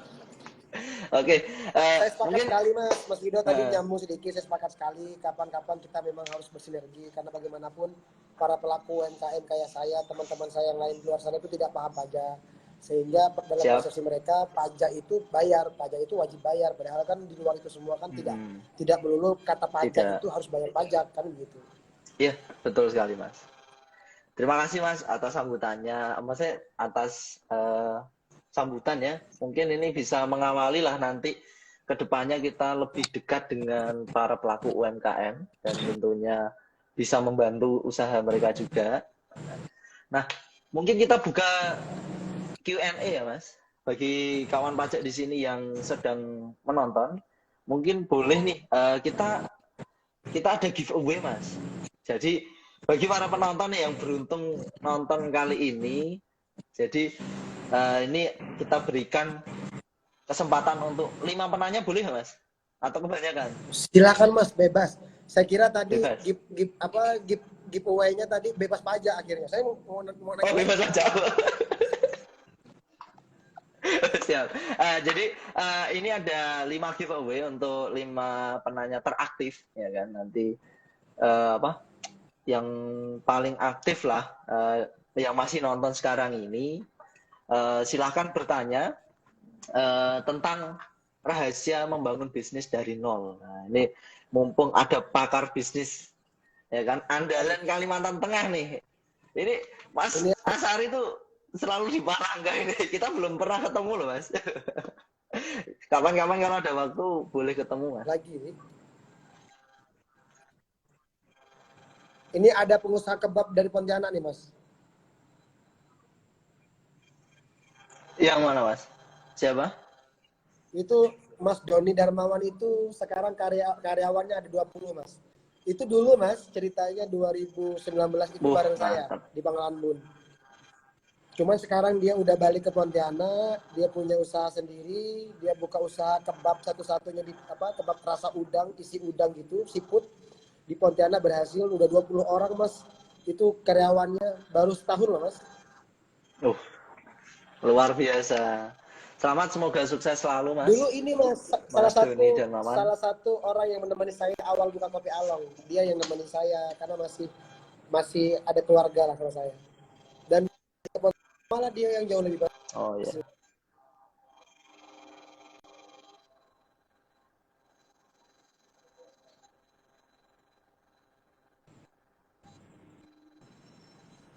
Oke, bentar Mas. Ini punya Kayaknya agak error lagi nih suaranya.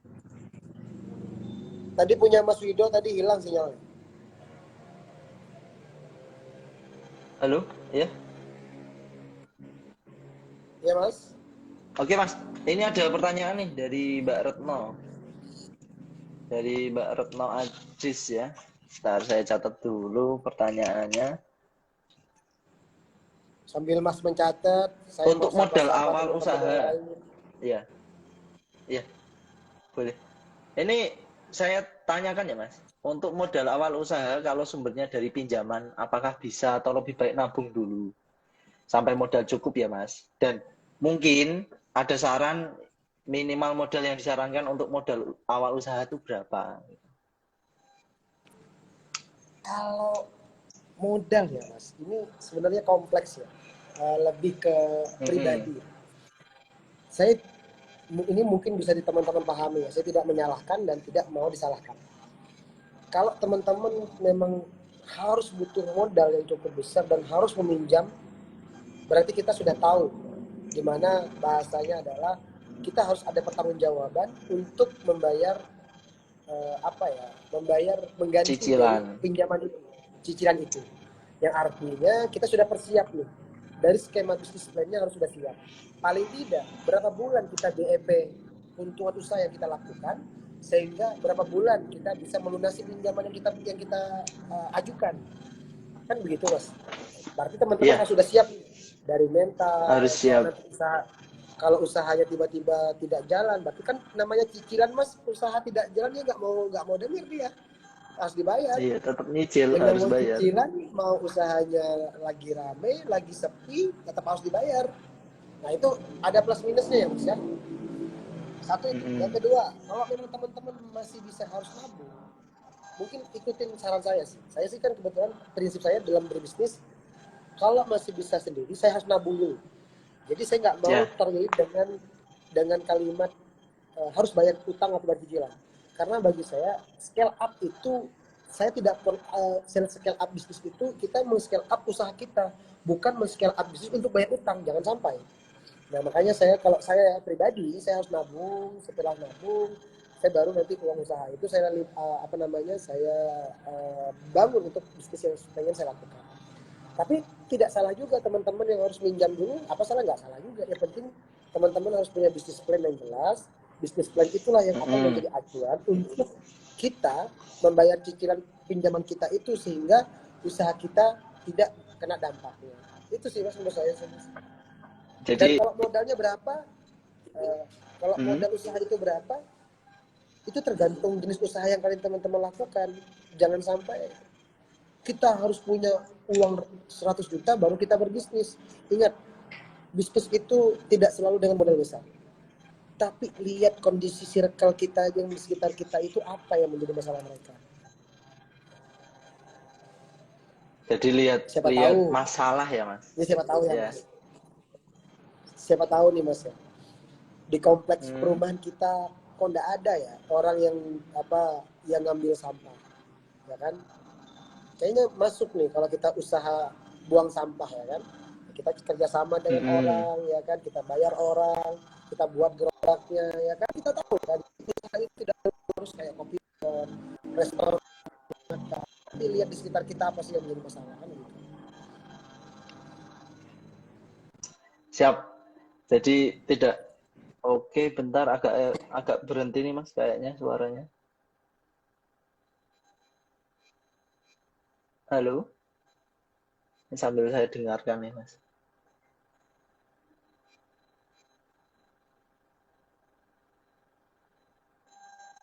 Cek cek. Wah, ini perlu relogin ini sepertinya. Oke, kita ulang lagi.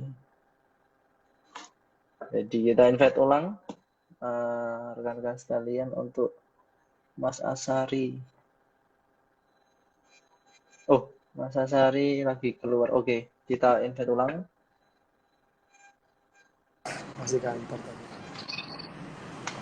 Halo Mas. Oke. Siap Mas, ini pertanyaan makin banyak kayaknya. Ya, alhamdulillah kalau banyak yang antusias ya Mas. Kita senang juga di sini bahwa semoga bermanfaat bagi banyak orang. Nah, Amin. ini ada pertanyaan dari Mbak Mustika 2805. Cara awal atau prinsip meyakinkan diri sendiri buat buka usaha gimana ya Bang? Meyakinkan diri Cara, Mas, keyakinannya ini gimana? oke, cara awal atau prinsip untuk meyakinkan diri sendiri. Ah, Mm-mm. sebenarnya sederhana yang pengen saya sampaikan ke Mbak Mustika biar tidak terlalu kita mencernanya terlalu berat loh. Ya, heeh. Kalau Yang saya sih, ringan-ringan Mas. uh-uh, kalau saya sih jadi Mbak Mustika itu prinsip saya begini. Kalau saya kan tadi bilang saya pengen saya tidak ingin jadi benalu bagi keluarga saya, ya kan begitu. Mm-mm. Saya tidak pengen jadi masalah bagi keluarga saya. Kan itu kan prinsip saya. Nah, Mbak Mustika bagaimana? Untuk meyakinkan diri untuk buka usaha itu apa? Kalau Mbak Mustika ini adalah prinsipnya untuk menjadi orang yang bermanfaat bagi orang sekitarnya, tancapkan kuat-kuat Mbak Mustika. Apapun yang Mbak Mustika lakukan memulai usaha itu untuk membantu adik Mbak Mustika, untuk membantu keluarga Mbak Mustika, sepupunya, atau mungkin mantan pacarnya kan begitu. Oh, Ini biar nggak eh, berat-berat tuh. Jadi Mbak Mustika betul. perlu prinsip di mana kayak gimana? Cari semangat yang membuat Mbak Mustika itu kayak aku gitu. Nah, kalau saya itu kebetulan semangatnya di Harus keluarga. Nah, harus bisa gitu ya Mas. Ada semangat harus kalau saya bisa. kebetulan semangatnya di keluarga. Nah, Tapi kan jadi setiap orang seperti itu ya Mbak berbeda-beda, Mas. Mustika. Tapi kan setiap orang berbeda-beda. Ada yang mungkin semangatnya gara-gara Mm-mm. diremehin temennya. Ada mungkin orang yang semangatnya karena dicaci dicaci maki mungkin sama orang-orang. Nah, ada kan itu bermacam-macam tuh. Nah, tancapkan prinsip Mm-mm. itu untuk di suatu hari kita balas dendam. Nah, balas dendam kita bukan dengan sebuah fisik atau kita caci maki, tapi balas dendam lah dengan keberhasilan. Siap. Keren banget nih. Balasan yang indah ya Mas. Jadi bukan balas dendam jadinya. Balasan yang indah, Ya, kesuksesan. Siap. Nah, semoga membantu Mbak Mustika dan kawan pajak semua yang sedang nonton. Nah, ini lanjut nih Mas. Pertanyaan dari Mas Dimas Angga 967. Izin nanya Kak, untuk indikator pajak ini bagaimana Kak? Apakah dilihat dari suatu usaha barangnya atau luasnya toko atau bagaimana? Mohon penjelasannya. Nah, ini mau Mas yang jelaskan nah, aja gimana Mas? kalau ini Mas Wido Ini yang kan udah bertanggung jawab, ini lama. bukan saya, ini tidak tahu ini. Ya, sepengalaman Mas bayar pajak nih, boleh dikit lah nanti saya tambahin. Kalau sharing tentang pajak Kalau tuh, kalau saya Mas ya, bayar pajak tuh gimana sepengalaman, Mas? Dilihat dari mananya? kalau kami di Kopi Along itu Mm-mm. dilihat dari omset harian, Omset, omset bulanan, Jadi nanti kan omset dihitung tuh bulanan ya. kalkulasi berapa, habis itu nanti dihitung berapa. Nah itu kan yang tahu kan kita itu alur keuangan kita kan tahu tuh. Nah Iya. kalau dilihat dari Mm-mm. luasnya toko dan kayaknya sih saya belum pernah ya, tapi mereka lebih mengarah ke arah berapa sih omset bulanan, setelah itu nanti dikalikan setahun berapa dibagi, saya kurang paham tuh. Nanti baru ketahuan tuh nanti berapa pajak yang kita bayarkan. Itu aja sih. Kalau luasnya toko kayaknya nanti mungkin Mas Wido deh yang lebih paham. Saya kurang paham soal itu. Iya. Jadi benar sekali ini kayaknya Mas Asari udah termasuk wajib pajak sadar pajak. Oke. Jadi udah Iya. mengetahui ya cara perhitungan pajaknya. Jadi ya sebenarnya Tapi kan Mas, sesederhana itu Mas. tapi kan beda ya Pajak Mas. tuh Mas Wido, tapi kan beda ya. Ketika kita bayar pajak di DJP dengan pajak distribusi daerah kan beda lagi masalahnya kan? beda lagi. Iya, ada pajak daerah, ada Iya. pajak pusat gitu. Nah makanya, Jadi ini kalau teman-teman tuh harus misal paham nih. Hah? Kalau teman-temannya harus paham nih, kita ada pajak daerah, itu semacam kita reklame, kita juga bayar tuh tiap berapa Betul. bulan sekali kita diminta, habis itu kita bayar apa, pokoknya restoran, pajak wajib restoran, belum lagi pajak. Nah, tapi itu apakah memberatkan? Terlepas nanti itu memberatkan atau tidak. Tapi kan kalau dari yang saya tahu ya, itu kan kalau kita dalam skema usahanya adalah ruko atau bangunan, pasti kan ada reklame kan di situ. Nah, itu kan kewajiban kita lah untuk membantu daerah kita. Karena yang saya tahu ya, yang kita bayarkan itu juga untuk infrastruktur daerah kita juga sih. betul. Betul kali Mas, izin menambahkan bahwa pajak yang misal Mas Asari bayar, dan Mas Asari ini kan asli dari Pangkalan Bun ya, Kumai, dari Kumai. Tentunya nanti uang pajak yang Mas Asari bayarkan itu akan kembali ke daerah sini Mas. Lewat APBD, APBDes ya kan, sekarang kan ada anggaran desa. Nah, tentunya kalau Mas Asari nih bayar terus terdaftar di desanya Mas Asari, tiap kali bayar pasti nanti akan jadi perhitungan Mas ke APBDes-nya. Jadi anggarannya bisa naik. Jadi semakin semakin banyak masyarakat Pangkalan Bun yang bayar pajak, nanti pun dana yang dibagikan kepada daerah atau desa sekarang ya, itu akan semakin besar lagi, Mas. Jadi sebenarnya ya balik lagi ke masyarakat sebenarnya, tapi kan lebih umum ya, lewat infrastruktur, fasilitas kesehatan, fasilitas pendidikan, dan lain-lain. Nah tentunya Dan sebenarnya bayar Mas pajak, Wijo, kita harusnya bersyukur sih Mas, di Indonesia ini pajak termasuk golongan rendah. Coba kalau kita tinggal di luar iya, negeri, Amerika, London, berita apa namanya di US, apa namanya itu di Inggris, wah gila itu. di Inggris Pajak penghasilan itu kalau nggak salah 65% 40 atau 45%. 40% ke atas Mas biasanya kalau di sana. Iya kan, kita masih kalau nggak salah berapa persen ya? Kalau nggak salah itu 5% ya. Ya, kalau untuk Saya lupa. pegawai itu paling rendah 5% Mas. Kalau untuk pebisnis itu 0,5%, Mas. Nah Kalau makanya saya untuk bilang sebenarnya UMKM kita itu itu setengah termasuk rendah. persen. Hmm. Termasuk rendah sih serapan pajaknya. Makanya sebenarnya teman-temannya hanya edukasi aja sih. Dan mungkin Iya, saya tadi betul. baca itu Mas di Instagram ada edukasi keuangan dari Kementerian Keuangan kalau nggak salah. Bagus tuh cara Hmm. cara cara dia mengedukasi itu ketika bahwasannya edukasi pajaknya itu lebih ke apa ya namanya? Kalau pajak penghasilan itu jangan dikalikan 5% tapi dikalikan total nanti itu yang dikalikan. Nah, jadi oh kecil banget ya berarti yang kita bayarkan per bulan sebenarnya gitu. Iya kan? Jadi Siap. cuman edukasi-edukasi seperti ini kan yang kurang kami pahami sehingga teman-teman usaha, teman-teman karyawan itu akhirnya melek pajak itu takut duluan. Wah ini orang pajak nih, nggak bisa lihat Iya. orang kaya sedikit langsung dicari gitu. Nah, kan itu kan persepsi aja sebenarnya. Iya, persepsi aja, betul Mas. Jadi memang pajak itu sebenarnya mudah kalau emang kita mau belajar, dan kita juga lagi kegiatan seperti ini kan edukasi juga Mas. Dikit-dikit lah kita ngomong pajaknya, tapi ya tetap eh, mengedukasi gitu. Jadi makasih juga Oh Mas. Mas ini ada Ini Mas testimoni langsung nih dari Mas Asari nih. Gimana Mas? ini ada kakak saya ini Dokter Erni Daryanti, kakak angkat saya ini. Beliau ini pengusaha besar loh di Panglampung Mas. Ini beliau ini yang sukses Oh, dokter. sebenarnya, lebih sukses daripada saya. Dokter kecantikan yang menurut saya yang selama ini yang selalu apa ya? Yang selalu menjadi tempat bagi kaum hawa untuk mengglowingkan dirinya. Kalau kita kaum cowok ini kan glowing nggak mungkin Mas, ya kan? Iya, Halo siap Kak siap. Erni, gimana kabar Kak Erni? Sehat? Oke. Nah, eh thank you banget. Jadi gitu Mas Dimas Angga. Jadi sebenarnya pajak itu ya, ya dilihat dari laporan keuangan ya.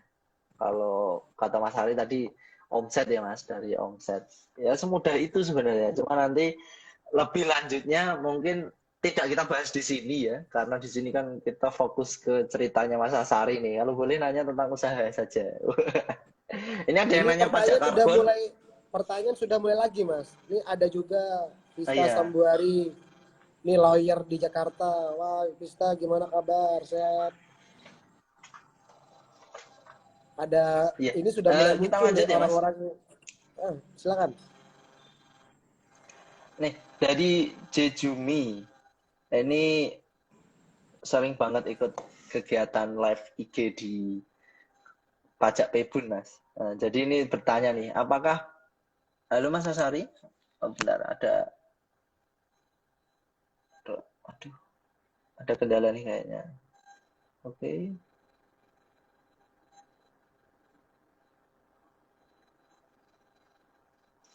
halo. Maaf, oh kita undang ulang lagi ini. Oke, kita undang lagi Mas Asarinya. Jadi mohon maaf nih kalau sering terkendala karena ya beginilah internet di Pangkalan Bun ya. Semoga terus diperbaiki. Ini sambil kita Sorry, tadi aku kepencet loh. Kok kepencet ke dia, astaga. ya, ya, Mas. Oke, jadi ya ginilah Mas. Semoga internet kita terus maju ya, seperti di negara-negara maju lainnya. Oke, ini pertanyaan dari Mbak Jumi. Apakah Bang Asari pernah berada di titik terendah dan bagaimana cara memotivasi untuk bangkit kembali? Mengingat Bang Asari bilang di tahun ke-7 baru usahanya sudah mulai terlihat perkembangannya. Nah, bagaimana Mas tadi cerita kalau Mas Asari tadi bilang kan jangan menyerahnya itu gimana Mas? Cerita jangan menyerahnya itu bagaimana? Karena ini sudah apa ya? Karena ini saya menjawabnya dengan pengalaman ya. Jadi karena ini menjawab dengan pengalaman, jadi apa yang saya rasakan? Yang saya rasakan itu ya ketika saya harus gagal, tahun pertama saya berbisnis gagal, tahun kedua juga gagal, dari usaha minuman, makanan, tidak pernah berhasil. Tapi yang membuat saya tiba-tiba harus bangkit itu begini. Saya tidak melihat orang-orang sukses, Mas. Saya tidak melihat pengusaha-pengusaha sukses, tidak. Yang saya lihat itu begini. Kalau saya tetap menyerah dengan kegagalan, berarti saya tidak bisa sukses itu bukan karena usaha saya atau karena orang lain, tapi karena diri saya. Jadi ketika saya harus bangkit lagi, itulah awal dari kesuksesan. Jadi sukses itu bukan seberapa besar keberhasilan kita capai, tapi seberapa banyak kita bangkit ketika kita gagal. Seberapa banyak kita bangkit dari kegagalan ya? Berarti. Ya, jadi saya itu harus tetap bangkit. Nah, ketika saya bangkit, saya harus mengevaluasi, Mas. Evaluasi, kenapa saya gagal? Saya ambil nilai, oh di bagian sininya, oh di sininya, oh di sininya. Ketika saya gagal lagi, oh di sini lagi yang salah, oh ke sini. Ketika gagal lagi, kenapa? Rupanya bukan maunya pasar, tapi maunya saya. Nah, ini yang menjadi nilai paling penting dalam bisnis. Jangan berbisnis dengan maunya saya, tapi maunya pasar. Ya, lihat market lah ya Mas. Jadi marketnya bagaimana Mas. baru Wajib. kita pecahkan masalahnya. Wajib, Mas. Kalau Mark Zuckerberg tidak membentuk Facebook, Mas. Mark Zuckerberg itu kan membuat Facebook karena masalahnya. Dia mau berkomunikasi dengan orang di dunia kan.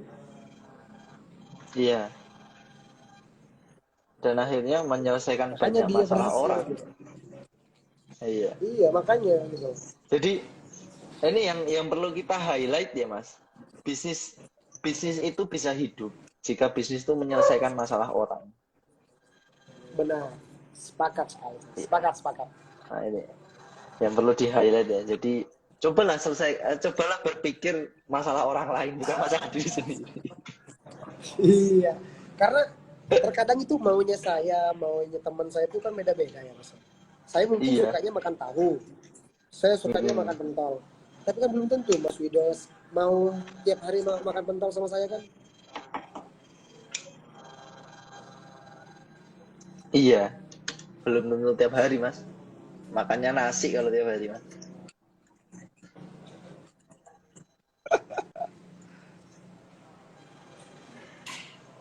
Oke, ini Mbak Retno nanya lagi nih Mas. Halo, Mas Asari. Iya, siap Mas. Iya Mas, siap Mas. Oke. Halo. Apakah ada tips untuk melihat atau menentukan kebutuhan pasar, Mas? Tipsnya untuk melihat kebutuhan pasar itu gimana, Mas?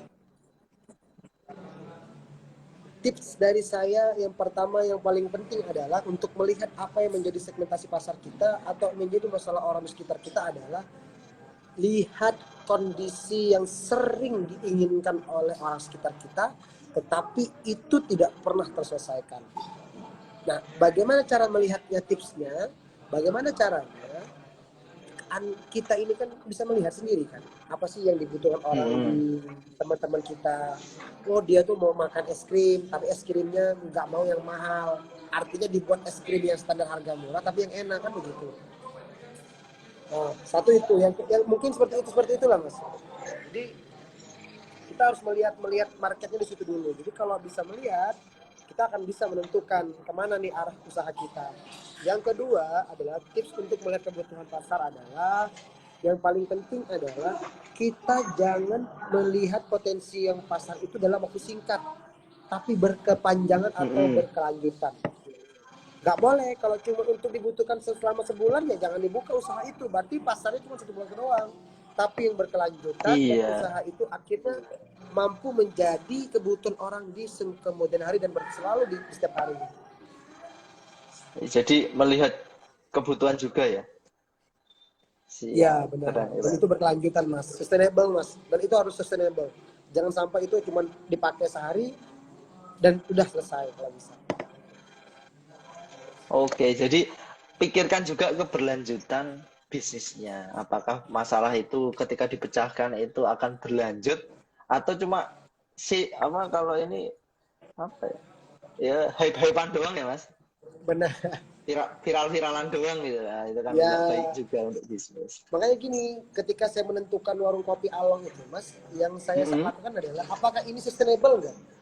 Nah, Kalau karena gini Mas, sustain. oke sekarang banyak kafe menjamur di mana-mana, banyak minuman kekinian di mana-mana, silahkan. Banyak makanan yang kekinian banyak di mana-mana, silahkan. Tapi ingat, yang sustainable itu adalah ketika kita mampu minum satu kopi dan kopi itu tetap disajikan dengan harga yang murah tapi enak, bukan kekinian, bukan ikut-ikutan. Nah, Nah, itu kan sustainable akhirnya. bukan ikut-ikutan. Ya, Kalau ikut-ikutan nanti susah ya, Mas, kalau nggak punya ciri paling khas. 1 bulan Nanti 2 bulan kalah. Mas, 1 bulan 2 bulan doang Mas Iya. nanti bertahannya. Nah, ini kapan-kapan kita bahas tentang branding nih, Mas. Ini kalau semuanya dibahas sekarang Siap, kayaknya nggak cukup ya. Wah, ini perlu nih kita belajar benar. branding dari Mas Asari. Ini expertnya Oh branding ya nih. Mas, sebagai informasi Mm-mm. aja, memang sebelum saya turun di terjun dan terjun dan fokus banget di dunia kuliner, memang ada beberapa ya pernah yang saya lakukan. Makanya saya tadi bilang, saya ingat sekali kata almarhum Bapak dosen dan Ibu Umi tadi, orang tuanya dari Mbak Retno itu yang menjadi orang tua angkat saya. Sekolah itu bukan membentuk kamu untuk jadi sukses, tapi berpikir Mm-mm. untuk menjadi orang sukses. Jadi cara berpikir. Berpikir. Sehingga Cara berpikir. saya itu sekolah dulu S1, terus lanjut lagi S2, ada beasiswa, terus lanjut lagi sekarang dan lagi program doktoral. Ada beberapa poin-poin yang saya ambil dalam ilmu branding itu dan memang saya sekolah gitu. Nah, tapi kan percuma nih kalau kita paham ilmunya tapi kita nggak bisa mengaksikan ke dunia nyata, kan percuma juga kan. Nah, Iya, betul sekali, Mas. sehingga ketika saya sekolah ilmu dalam personal branding, marketing, building branding, saya mencoba ilmu-ilmu itu saya terapkan juga ke diri saya, ke usaha saya, dan juga membantu orang-orang di sekitar saya. Saya bilang ke mereka, dalam dunia marketing, dunia branding, apapun usahanya, apapun jenis usahanya, tidak bisa dipisahkan antara marketing dan branding. Kalau ada soft selling, ada hard selling, pasti ada dunia branding. Bagaimanapun membakar uang itu pasti besar. Kayak Mas Ido sekarang membuat acara diskusi online. Ini kan bagian dari brandingnya pajak untuk Iya. mengedukasi orang banyak. Ya kan Wah, begitu. ketahuan nih Tapi kan berarti, harus, Mas. iya kan. Nah itu kan skema, strategi. Bagaimana Iya, mengedukasi tanpa harus meminta orang untuk ikut sekolah gitu loh. Atau ikut betul sekali. dalam forumnya pajak, tapi bagaimana kita menciptakan dunia-dunia itu. Dan saya sangat senang ketika kita bisa mengkreatifkan cara kita itu untuk mengedukasi orang lebih lebih apa ya, lebih santai lah gitu. Tanpa harus ada pertemuan di dalam ruangan gitu kan, presentasi kan membosankan Mas. Ya kan? Iya. Kita San buat fun aja, Mas. Buat fun, buat iya. ringan. Siap. Keren ini. Nantilah lain kali akan kita coba nih, Mas. Eh, belajar branding bareng nih, ya kan? Nah, lanjut, Mas. Ini pertanyaan yang dari awal nih. Tadi pas kita lagi diskusi, sudah bertanya. Mungkin Mas Marcelano masih gabung nggak ya?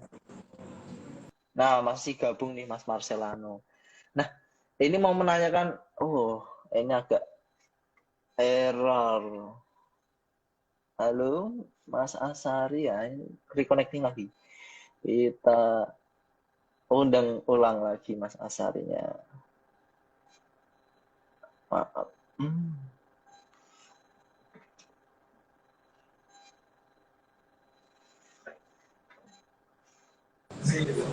Ya Mas, lanjut silakan. Tadi saya mendengarkan aja. Lanjut. Mas Marcelano ya tadi ya. Nah, silakan.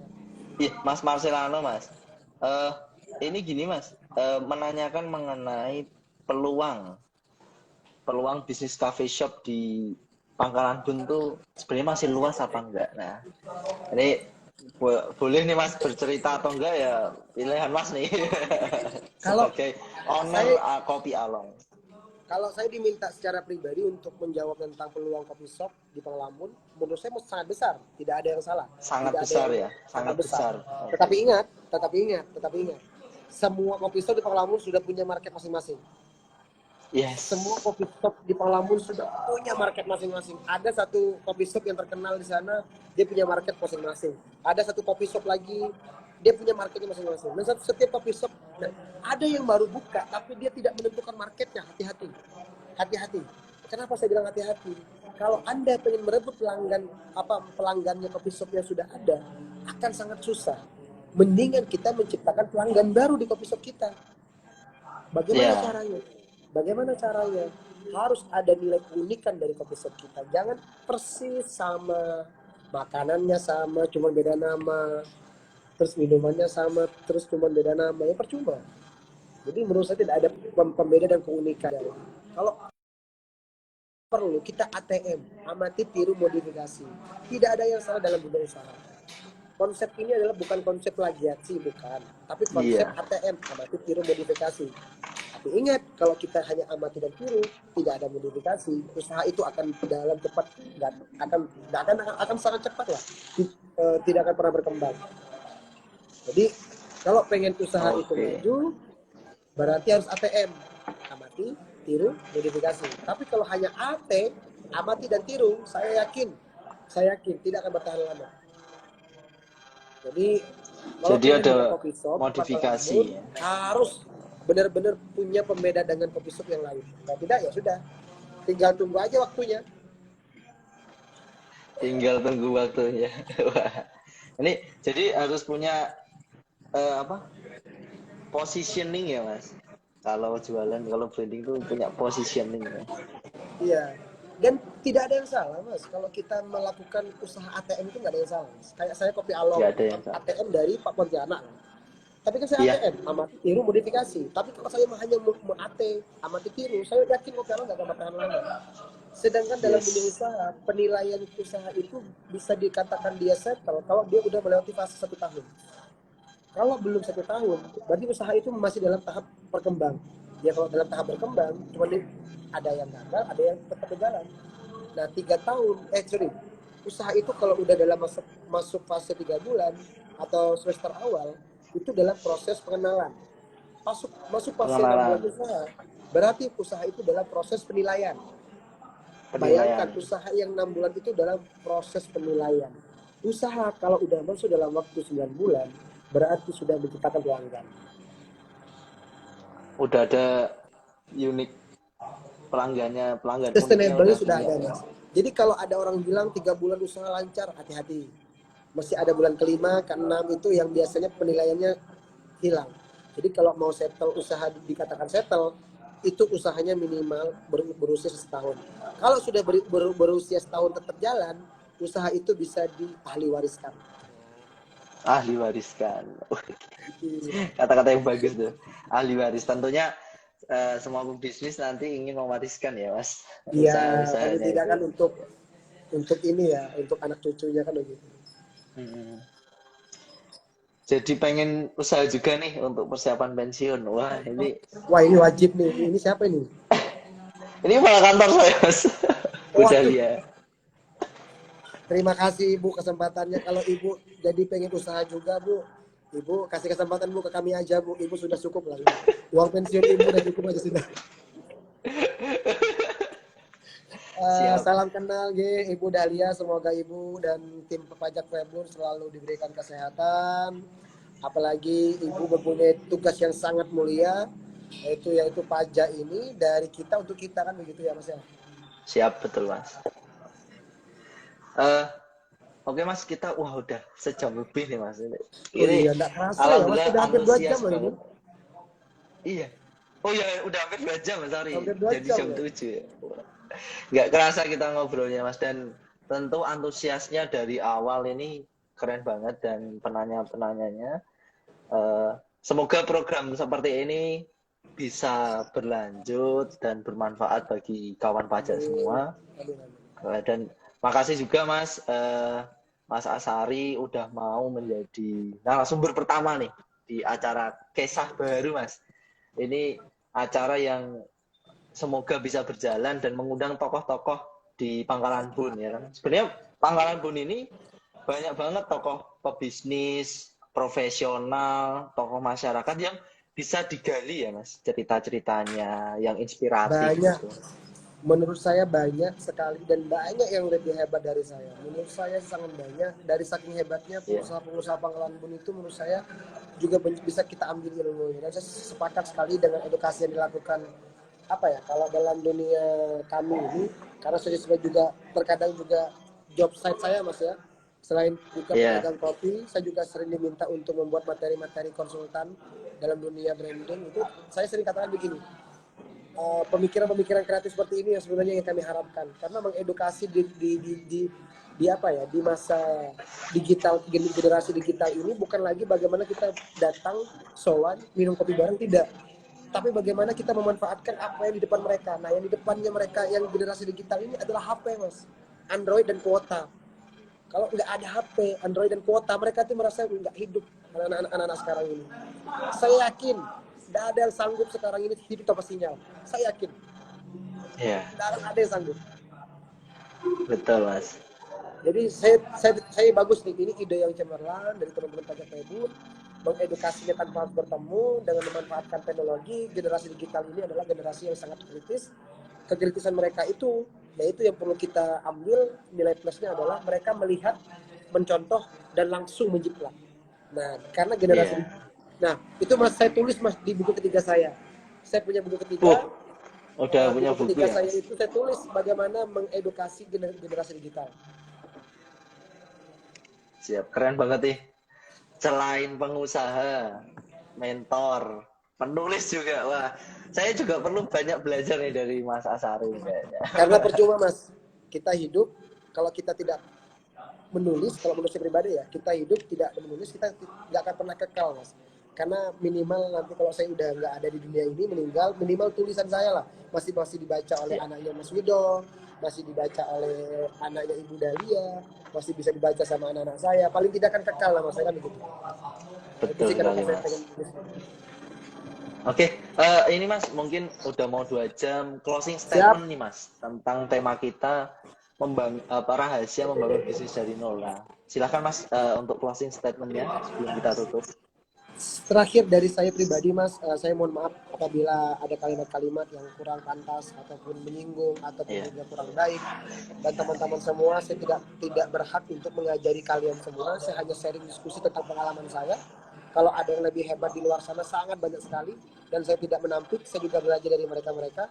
Tapi yang saya ceritakan hari ini adalah diskusi tentang pengalaman saya. Dan yang paling penting dari saya pribadi adalah keberhasilan seorang itu bukan dilihat dari matanya, dari kasat mata kita melihat orang itu berhasil, tapi bagaimana proses yang dilakukan dan seberapa banyak dia bangkit ketika dia gagal. Dan proses yang paling penting adalah bagaimana kita menjalin keberhasilan itu dengan semangat yang sama, nilai yang sama, dan yang paling penting ketika kita sudah sukses menjadi manfaat bagi orang lain. Itu dari saya. Siap.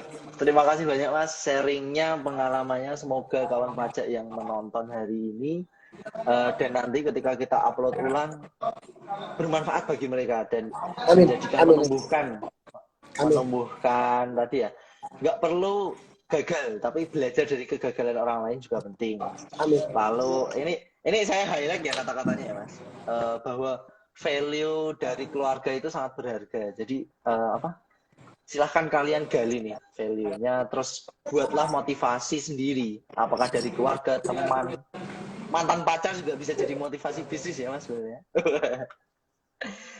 Benar. Itu terus, dan jangan lupa kawan pajak sekalian yang sedang ikut organisasi dan komunitas, eh, serius saja mengikuti organisasi dan komunitas, karena di masa yang akan datang Mungkin teman-teman Mas Yudo, organisasi dan teman-teman, ya gimana? eh, yang paling penting ya Mas, apapun yang kita lakukan ini jangan sampai kita merugikan orang lain. Apapun Iya, yang terjadi betul. di kemudian hari, yang penting niat kita adalah membantu, membantu dan membantu. Kalaupun kita tidak bisa menjadi contoh yang baik bagi orang lain, minimal jangan pernah mengganggu orang lain. Jangan pernah Iya, mengganggu, itu aja. Karena menjadi siap. pengusaha itu bukan hanya kita harus sukses, tapi kita harus bisa bermanfaat. Saya Bermanfaat. menekankan sekali lagi, kalau kita tidak bisa menjadi contoh yang baik bagi orang lain, jangan pernah mengganggu orang lain. Itu aja. Itu yang menjadi Siap. Oke. nilai saya. Kalau saya nggak bisa berhasil, minimal saya nggak pengen mengganggu orang lain. Itu aja. Oke, terima kasih. Itu closing statement Terima kasih Mas sekali ya. Yudo semuanya. Terima kasih Terima Mas kasih semua Asari, Mas Yudo. dan sukses Terima kasih. selalu buat Salam sama Ibu Alam Group. Dahlia. Ya, Salam sama teman-teman pajak semua. Mohon maaf Mas ya, ya kalau ada yang kurang-kurang. Terima kasih semuanya. ya, terima kasih. Terima kasih kawan pajak yang sudah menonton. Kita pamit dulu. Selamat malam semuanya. Waalaikumsalam warahmatullahi wabarakatuh.